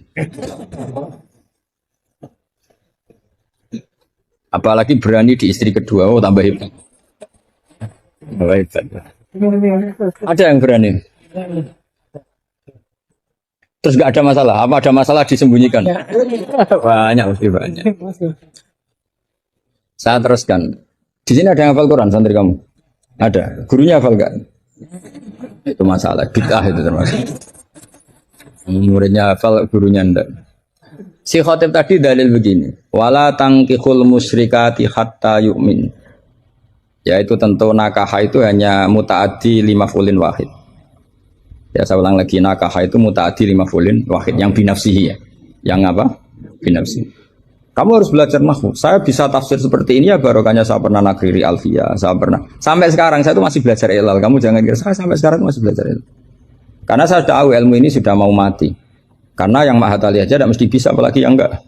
Padahal maknanya Mahat Ali itu apa? Kelas tinggi. Buat tinggi bingungnya, buat ilmunya ada tahu. Al-ali fitahayyur au filaka ada. Alinya kan kalau dalam ilmu balaghah kalau makmul dibuang itu umum, jadi nggak jelas al-alifi apa kan nggak jelas, karena makmulnya dibuang. Jadi ini bukan saya nggak, memang salah ilmu balaghah gitu. Kalau makmul dibuang itu umum. Jadi harusnya sampean tanya, Pak ini ali apanya Pak? Ali ilmunya apa ali? Karena tadi kadang santri itu nggak berani boyong. Saya pernah punya cerita unik dari Mbah Mun. Kiai itu latihan, jadi kiai itu latihan. Kata Mbah Mun gini, saya itu pernah husnudzan sama santri yang kalau pereinan itu tidak pulang. Itu Mbah Mun anyaran Kiai itu dipuji, wong pereinan kok tidak pulang, berarti capek, sregep itu. Tapi Mbah Mun itu betapa kecewanya ketika santri itu dipanggil, "Cung, pereinan kok tidak pulang, kenapa?" Nah, ning omah kan ngarit, Mbah.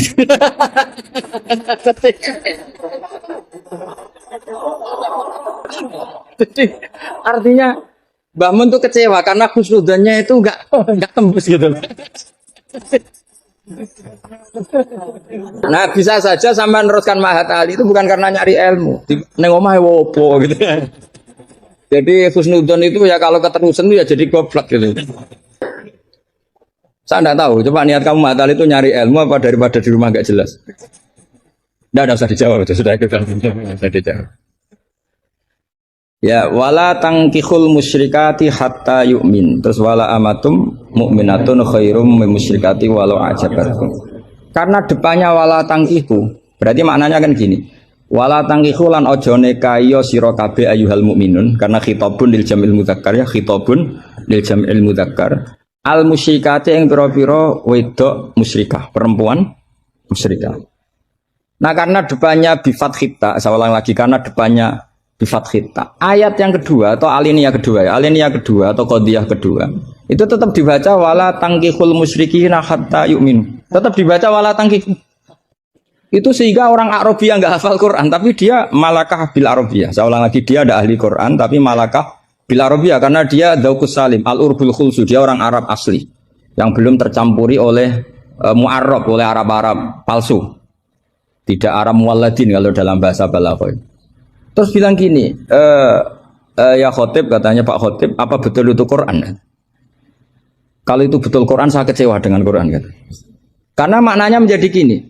Wala tangkihulan ojo nekai sira kabeh para mukmin lelaki, karena khitabun jamil mudzakkar. Al musyrikina ing lanangan musyrik.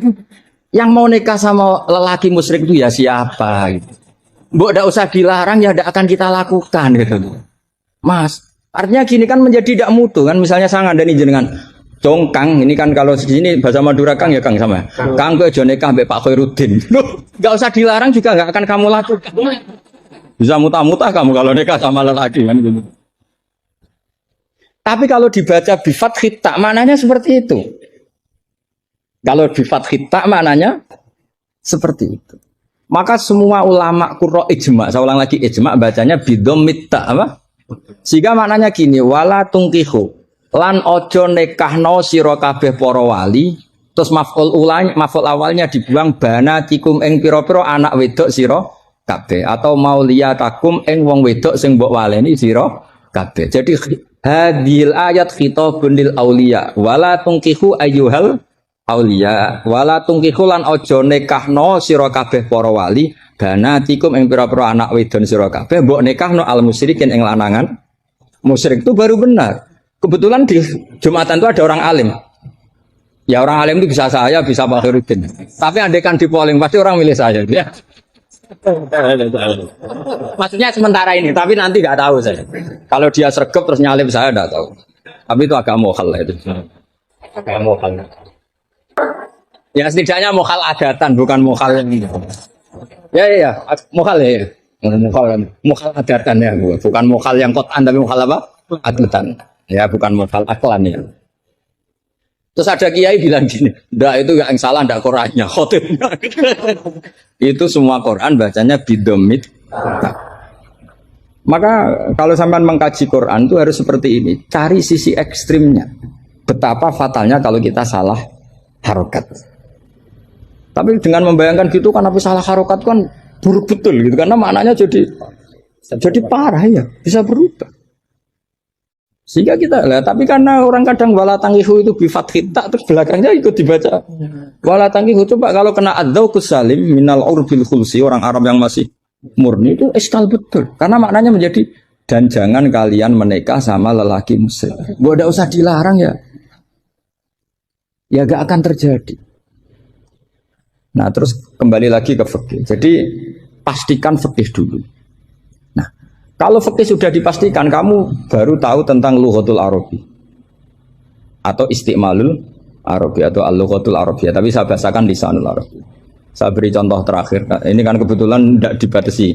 Kalau saya dibatasi saja mau mengakhiri ini, saya biasanya kalau ngisi ya 35 menit. Ini tinggal 5 menit. Ini terserah ustadznya. Ada sesi tanya apa enggak? Kalau ada sesi tanya, resikonya yang goblok kita goblokin. Resikonya. Kedua, gurunya ra tanggung jawab. Nganti takok ngenteni ngundang kiai. Karena gurunya nakalan, belum dicucuk, belum dihormati, tapi kalau ada muskil nyewa kiai. Itu mensui adabi itu. Pasti guru yang nggak baik. Dicucuk mau, dihormati mau. Ketika ditanya, bagus Pak aja. Itu ndak akhlak yang baik. Itu ndak akhlak yang baik. Lo tanyakan siapa saja itu akhlak yang nggak baik seperti itu, ndak akhlak yang baik. Tapi kalau akhlak nggak baik itu kita ikhlaskan terjadi ya monggo. Tapi saya maafkan. Begini misalnya, pastikan bahwa hukum fikih ini kan apa? Jurusan kamu kan fikih wa usuli dan katanya tadi fikih tafsir. Saya pastikan tafsir itu gampang. Pastikan kamu tuh alim fikih. Ya tadi minimal itu setengah hafal ya. Tidak harus hafal betul, tidak mungkin. Nah, potongan sama itu tidak mungkin setengah hafal. Ini bukan sultan, bukan sul yakin. Bukan sul yakin.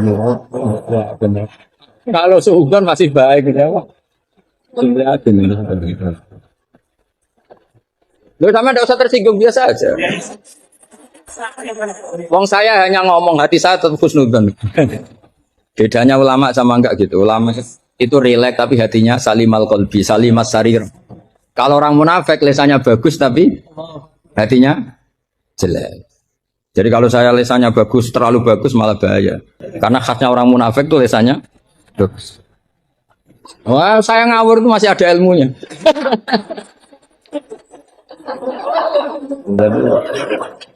Saya ngawur sama kamu udah ngawur itu masih bener saya ngawur. Karena ngawur pun ada apa? Ada ilmu. Itu dulu Rasulullah itu kalau sedang sumpek itu yang sekelilingnya nyari sahabat yang setengah ngawur-ngawur itu.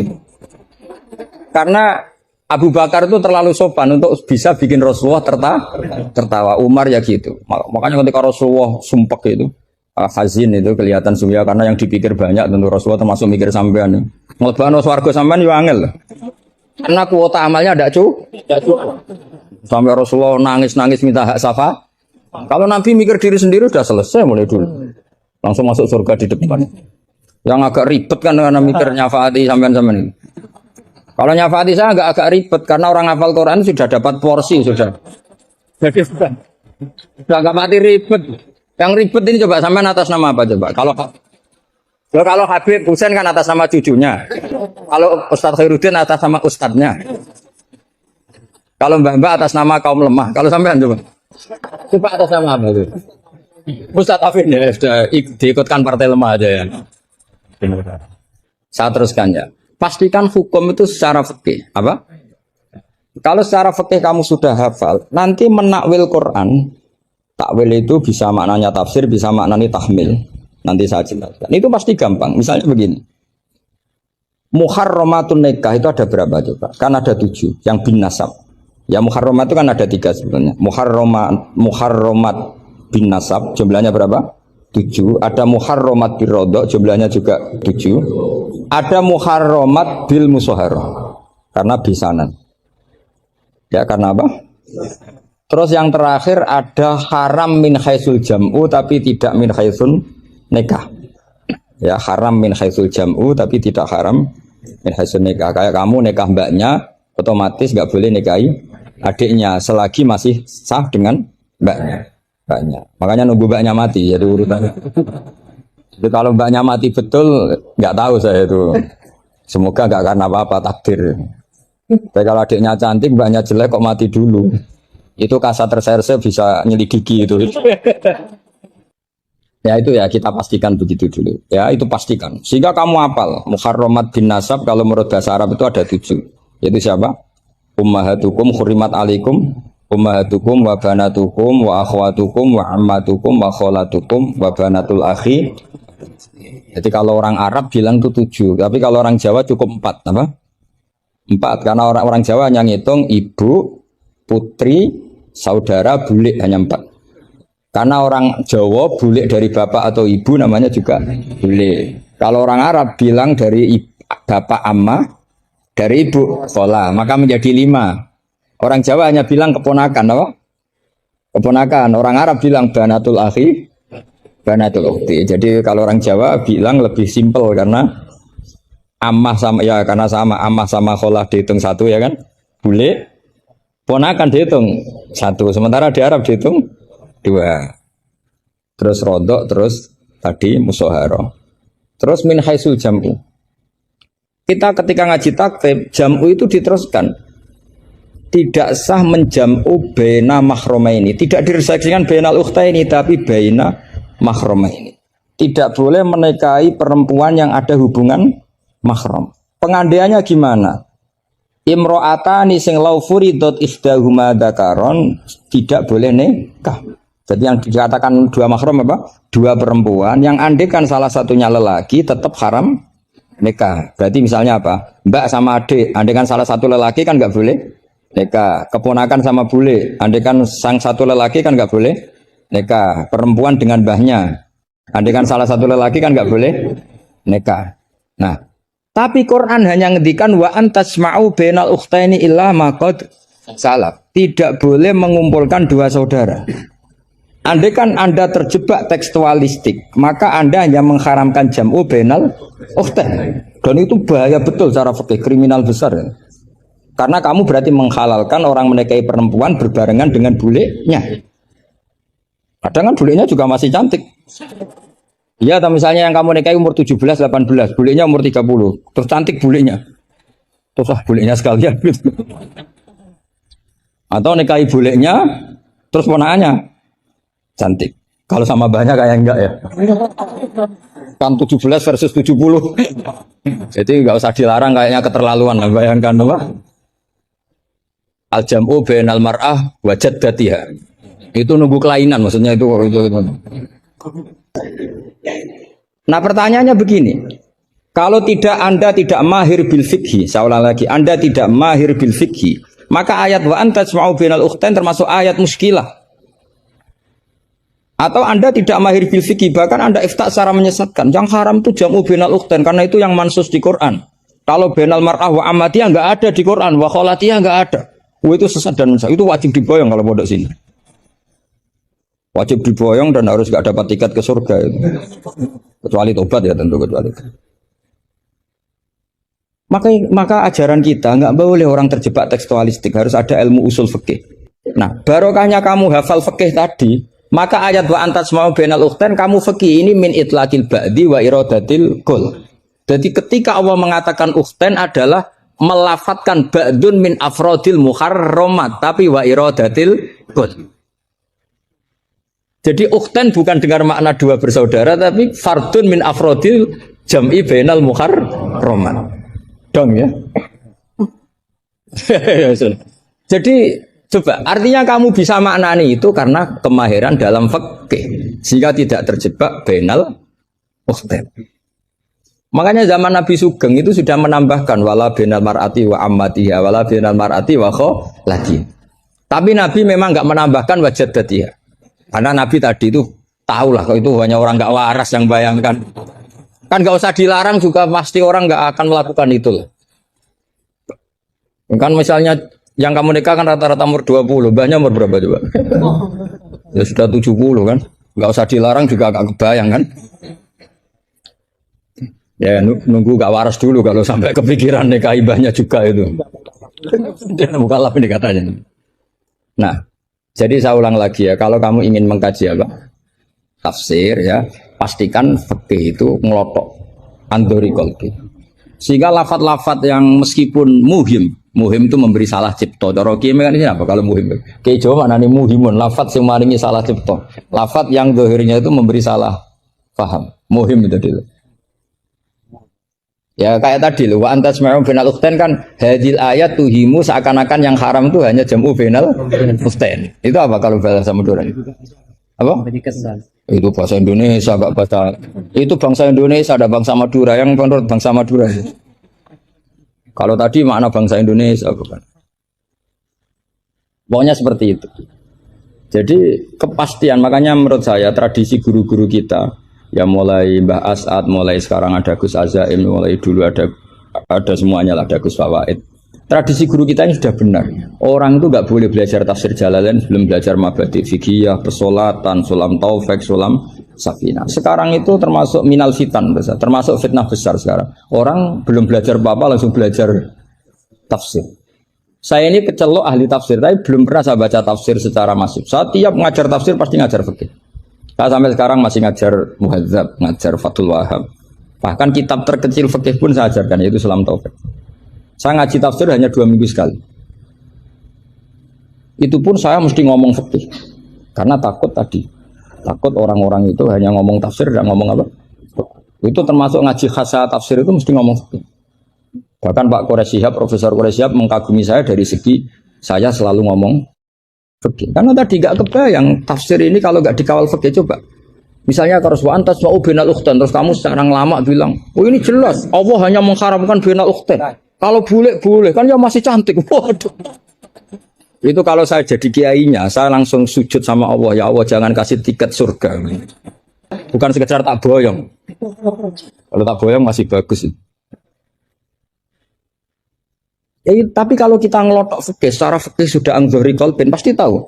Hadil ayat ini cara balaghah min itlaqil ba'di wa iradatil qul. Jadi ketika Allah menyebut bainal ukhtain mewakili makna bainal mahramin. Apa? Bainal mahram. Itu kan sama seperti Nabi ketika tawaf cung yo ning Hajar Aswad. Manane ya semua Ka'bah. Ora kok kowe mau bengi Hajar apa? Hajar Aswad. Itu biasa dalam bahasa Arab seperti itu. Sama seperti Nabi, orang baik adalah yang memegangi anak yatim, ngelus-ngelus kepala anak yatim. Kayak ngelus-ngelus tok bisa wong akeh. Maksudnya ngelus-ngelus itu bukti tarohum apa? Sayang lah, sayang itu dibuktikan dengan memberi kebutuhannya. Jadi ngelus-ngelus itu ya sambil ngasih 50.000 atau ngelus-ngelus tok ya repot. Iki kiai aneh cah yatim dikumpul loh. Dilus-lus tok karena hadisnya mau masur asil yatim. Ya ada seperti itu. Masui wa ibaratun anit tarohum. Wa tarohum ya min ayakuna infakon au ghaira infak. Ya harus seperti itu mau tidak mau. Kan makanya terus di pondok-pondok diajarkan balaghah. Kalau nggak diajarkan balaghah repot. Coba kalau kamu nggak ngaji balaghah.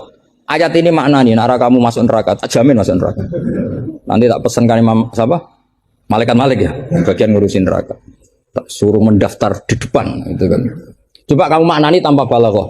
Yukhadi'una wa huwa khadi'uhum coba. Yukhadi'una bodoni sapa wong akeh Allah ing apa. Wa huwa lan utai Allah yukhadi'um bodoni mereka ya coba. Wah, tadi mereka menipu Allah apa balas? Kan kacau kan. Seperti itu ulama balaghah sepakat ini mimbabil musyakalah apa mimbabil musyakalah karena mereka menipu Allah maka musyakalahnya dikatakan wahwa khadihum tapi dengan makna yang berbeda. Jadi makna ini wahwa Allah khadihum yang membalas tipuan mereka. Padahal kata membalas itu udah ada di situ. Tapi kalau kamu maknani khadihum dan Allah menipu mereka berarti kamu nyifati Allah sebagai itu kafir berat. Bukan kafir ringan. Nah makanya kalau kamu mau belajar balaghah cari sesi ekstrimnya. Betapa bahayanya kalau tidak belajar balaghah maka wahwa khadihum kamu akan salah makna. Juga begitu juga di wa antas mau benal. Jadi kembali ke depan bahwa kita kalau mau mengkaji ilmu itu cari sisi ekstrimnya. Supaya kamu tahu betapa bahayanya kalau tidak menguasai ilmu itu. Pasti apa fasuilu fa'afto bihuri ilmin fadallu waduh. Saya melihat bahwa kita ini sudah subjek bukan objek. Karena setahu saya santri-santri itu misalnya ngapalkan alfiah capek terus manfaatkan lihat sinetron. Jadi mereka itu alat untuk kita terhibur. Bukan kita diperalat sinetron tapi kita memperalat sinetron. Misalnya tadi beliau cerita bapak-bapak jadi korban karena ibu-ibu melihat bapak-bapak yang ganteng pakai jas uangnya banyak. Sebetulnya ibu-ibu juga jadi korban karena nggak secantik yang di TV. Jadi ini penting saya ketahui. Begitu juga melihat Real Madrid misalnya. Kita ini kalau ngidolakan pemain lokal, kan datangkan pelatih, ngelatih itu mahal, bikin stadion mahal. Mendingan ngidolakan sudah jadi. Lagi-lagi mereka kita jadikan objek dari keinginan kita yang nggak mau repot-repot ya beli yang instan gitu. Jadi ini mungkin yang saya beda dengan beliau.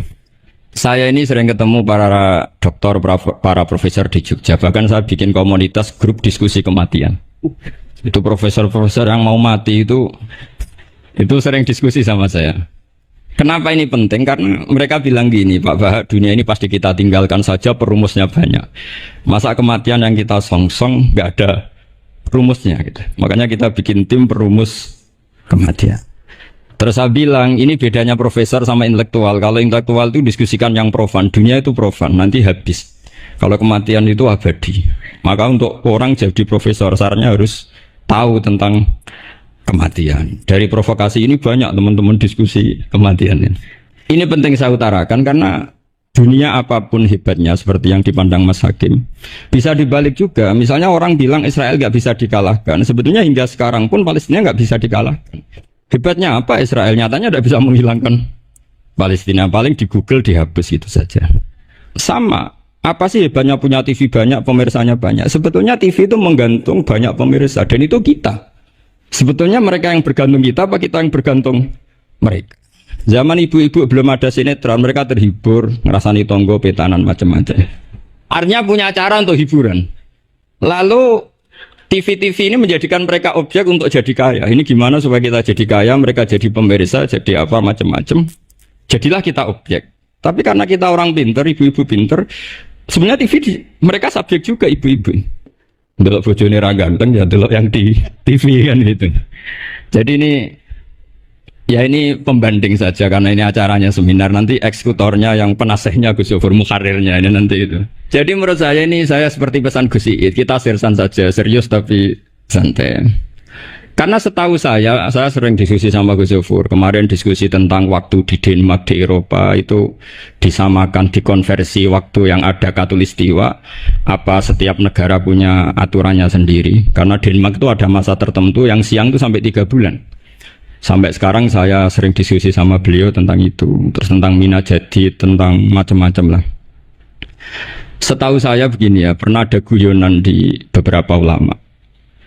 Pernah dipertanyakan, cengkeh itu kan wangi, sehingga kalau kue tar itu dikasih cengkeh.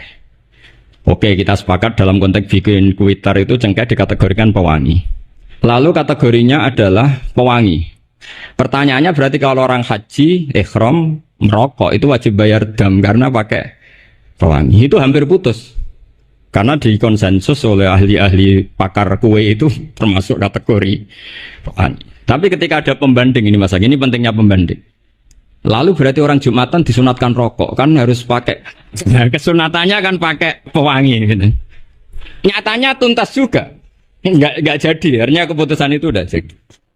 Jadi kalau saya ditanya Gus Barok, cara ngelawan apa hegemoni barat atau derasnya media massa, ya sudah kalau nggak punya kan nggak keserang. Makanya saya tidak punya gitu. Jadi orang susah ada gelombang pornografi kan karena lihat. Gus Barok mungkin lihat sehingga merasa ada gelombang pornografi. Lah saya kan tidak punya, makanya saya nggak serang. Karena dulu ngaji saya itu Darul Mafasid Muqaddamun ala Jalbil Masoleh. Kalau di saran-saran saddan lidaro, kalau rawan bahaya ya tidak usah. Ya saya kira gitu, kira-kira alasan saya kena. Selain mungkin saya tidak kuat beli Gus Barok gitu. Tapi kan tidak pantas, saya termasuk orang yang dianggap keren terus nggak kelar itu, tidak mampu beli. Tapi yang saya mencintai anak-anak Anwar karena Salma mater dengan kita, dan nanti kalau misalnya ada tanya jawab ya biasa saja seperti dulu. Anda tidak harus yakin saya benar, meskipun Anda jangan yakin pendapat Anda benar. Tapi masalah media memang mulai dulu Banu Tamim itu pernah juga datang ke Rasulullah bilang innamat hanazinun wa dhammana syainun, itu masyhur. Ya Muhammad, kita ini iman tanpa dijajah Anda. Kita iman karena bukan kalah perang. Dan kita komunitas yang besar. Sehingga perlakukan kami dengan khusus. Karena sekali saya muji Anda, maka pujian kita adalah menjadi zainun laka. Menjadi hiasan, menjadi pencitraan yang bagus bagi Anda. Wa inna dhammana syainun, sekali kita mengkritik kamu, maka kamu dalam bahaya. Syainun, maka kamu akan hina. Apa jawab Rasulullah? Enak saja Nabi jawabnya. Zaka Allah. Kita ini orang iman. Kalau dikritik media ya tenang saja. Yang penting intawah benar. Nah mungkin saya latihan di makom itu sehingga saya itu sama media biasa saja. Istri saya lihat sinetron. Setahu saya gitu. Bersumpek gitu, delok dunia gitu. Hiburan delok sinetron. Ini sebenarnya kita subjek apa objek? Kalau menurut Mas Hakim objek. Kalau saya ya kita subjek. Kalau bosan ya ganti saja. Kalau bosan, jadi kita yang memainkan mereka, bukan kita yang dimainkan mereka. Yang pegang remote kita. Nah, saya kira ini yang ringan-ringan saja, seperti pesan Gus Iyad tadi, sersan itu serius tapi santai. Ya biasa saja menurut saya, ini zaman nggak bisa dilawan ya. Saya juga beberapa kali ketemu menteri, ketemu pejabat ya, kita sering diskusi. Kadang-kadang mereka bilang, Gus, mbok ya usul tentang sebetulnya tata negara itu kayak apa. Saya bilang ini basa-basi, ada pakarnya, tata negara itu sudah ada pakar. Kalau sampean tanya tata akhirat, saya jelaskan. Terus, ya tata akhirat itu kamu di dunia harus sujud. Dunia ini nanti profan, jabatan menteri itu profan. Kalau akhirat itu abadi. Akhirnya ngaji sama saya. Enggak bab itu, tapi ini penting. Bagaimanapun kita umatnya Nabi yang diamanati menyelamatkan umat ini sampai dunia akhirat. Kalau yang di dunia sudah ada spesialis ya kita terima. Bagaimanapun orang Islam itu kalau bisa ya fit dunia hasanah. Tapi yang sudah agak-agak berKTP akhirat kayak saya jangan dipaksa. Ini penting ya, karena memang ayatnya wafil akhirati hasanah. Jadi kita tidak boleh hanya bicara kompetisi antar TV macam-macam. Kalau antar program pengajian mau saya. Nah itu. Ya saya kira demikian, ini penting ya pembanding itu. Karena saya punya cerita ya, betapa Rasulullah SAW ini sangat-sangat akademik ya. Saya punya cerita agak serius. Setelah ini selesai, saya ini terakhir Gus Bara. Suatu saat ada seorang sahabat. Ini yang disetujui atau diamini oleh para ahli tafsir. Dia perang gitu atau ditugaskan ke Nabi gitu. Di kitab saya sahabat itu namanya Muhallam bin Jassamah. Saya nggak tahu kalau nama itu di kitab Anda karena beda kitab namanya beda. Dulu itu kalau saya jago Tyson, kok Tyson kalah, oh di TV saya Tyson menang gitu. Tapi semenjak ada real time katanya nggak mungkin nanti. Kalau Tyson menang ya menang semua. Tapi kalau kitab itu beda. Di ayat idza darabtum fi sabilillahi fatabayyanu itu. Kemudian Muhallam bin Jassamah ini membunuh satu orang. Di kitab saya namanya itu Amir bin Abbad. Setelah dibunuh, padahal orang ini setelah terdesak melafadzkan la ilaha illallah Muhammadur Rasulullah. Dalihnya ini kan tentang informasi juga ya, ini kaitannya masih informasi, saya bukan menyempal dari tema.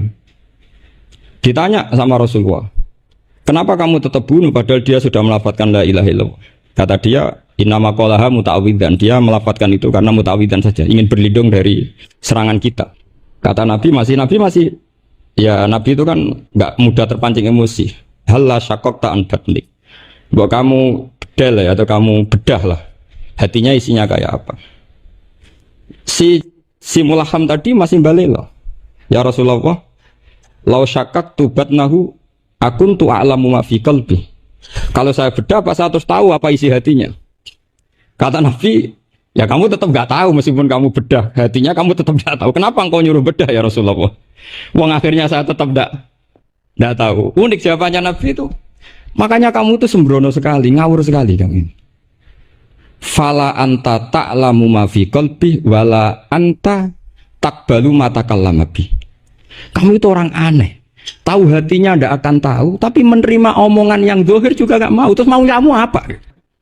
Kemudian orang ini itu dianggap punya kesalahan besar. Satu, bantah Nabi dan membunuh orang sing talafadhu bi kalimati la ilaha illallah. Akhirnya ketika dimakamkan itu lafadzatul ardh, dimuntahkan oleh bumi sampai 3 kali. Rasulullah ngendikan innal ardha taqbalu man huwa syarrun minhu walakinnallaha wa'adzakum alla ta'udu. Sebetulnya bumi itu sering menampung orang yang lebih jelek ketimbang dia. Kita tahu dulu bumi yang nangkung Namrud macam-macam lah, Abu Jahal, Abu Lahab. Tapi kenapa ini jadi begini, enggak diterima bumi? Karena Allah wa'adzakum alla ta'udu. Allah memberi nasihat supaya kamu tidak mengulang. Artinya begini teman-teman santri ya, dalam menerima informasi itu ada hal-hal yang butuh kita sikapi, ada yang enggak misalnya gini. Masalah talafut bi kalimati syahadah, bi kalimatai syahadah. Itu siapapun yang melafadzkan harus kita terima karena ini kalimat sakral. Bahkan ketika terdesak. Yaitu masyhur itu dalam cerita sebagian kitab, Usama bin Zaid itu pernah membunuh orang padahal sudah talafadhu bi syahadatin. Itu sama Nabi disalah-salahkan. Padahal kata Usama, tapi dia sudah memotong tangan kita, kaki kita. Masa pas kita punya kesempatan tidak boleh bunuh ya Rasulullah? Kata Rasulullah tetap saja ngendikan kaifa tasna'u bila ilahil wahida ja'at yaumal qiyamah. Terus begitu. Nah ini kalau dalam ilmu tafsir atau ilmu hadis disebut kebenaran absolutisme. Sehingga ada hadis mangqala la ilaha illallah dakhalal jannah wa in zana wa in saraq. Kalau di bab fikih informasi itu bisa kita terima kalau mukhbirnya itu adil. Datanya valid. Tapi khusus kalimat syahadat itu tidak, wa in zana wa in saraq. Harus kita terima. Sehingga kita tidak pernah mengkafirkan orang fasik. Misalnya lonte ditanya Tuhan siapa ya Allah. rektor Al-Azhar jawabnya ya Allah, ketua MUI ya jawabnya ya. Jangan karena misalnya copet bilang Tuhan itu Allah, terus MUI bilang, wah saya tak jawab yang lain lah, nanti sama gitu. Saya pernah ditanya sama dosen di Jogja, Pak Bahak, kenapa ada kata wa in zana wa in saroko? Kesannya itu Islam membolehkan zina. Terus saya bilang, ini contoh absolutisme kebenaran. Jadi kalau kebenaran itu absolut, kita terima dari siapa saja. Tukang becak ngomong dapat 2 tambah 2 ya 4. Lonte bilang 4. Pakar matematika 4. Rektor UGM nanti ya bilang 4. Sama. La ilaha illallah itu kalimat yang absolut.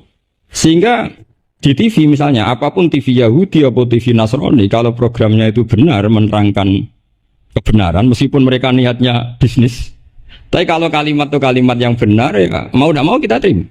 Terus kedua, ada informasi yang kita sikapi dalam suasana genting. Kayak zaman perang Uhud, ada isu bahwa Rasulullah itu kutilah, dibunuh.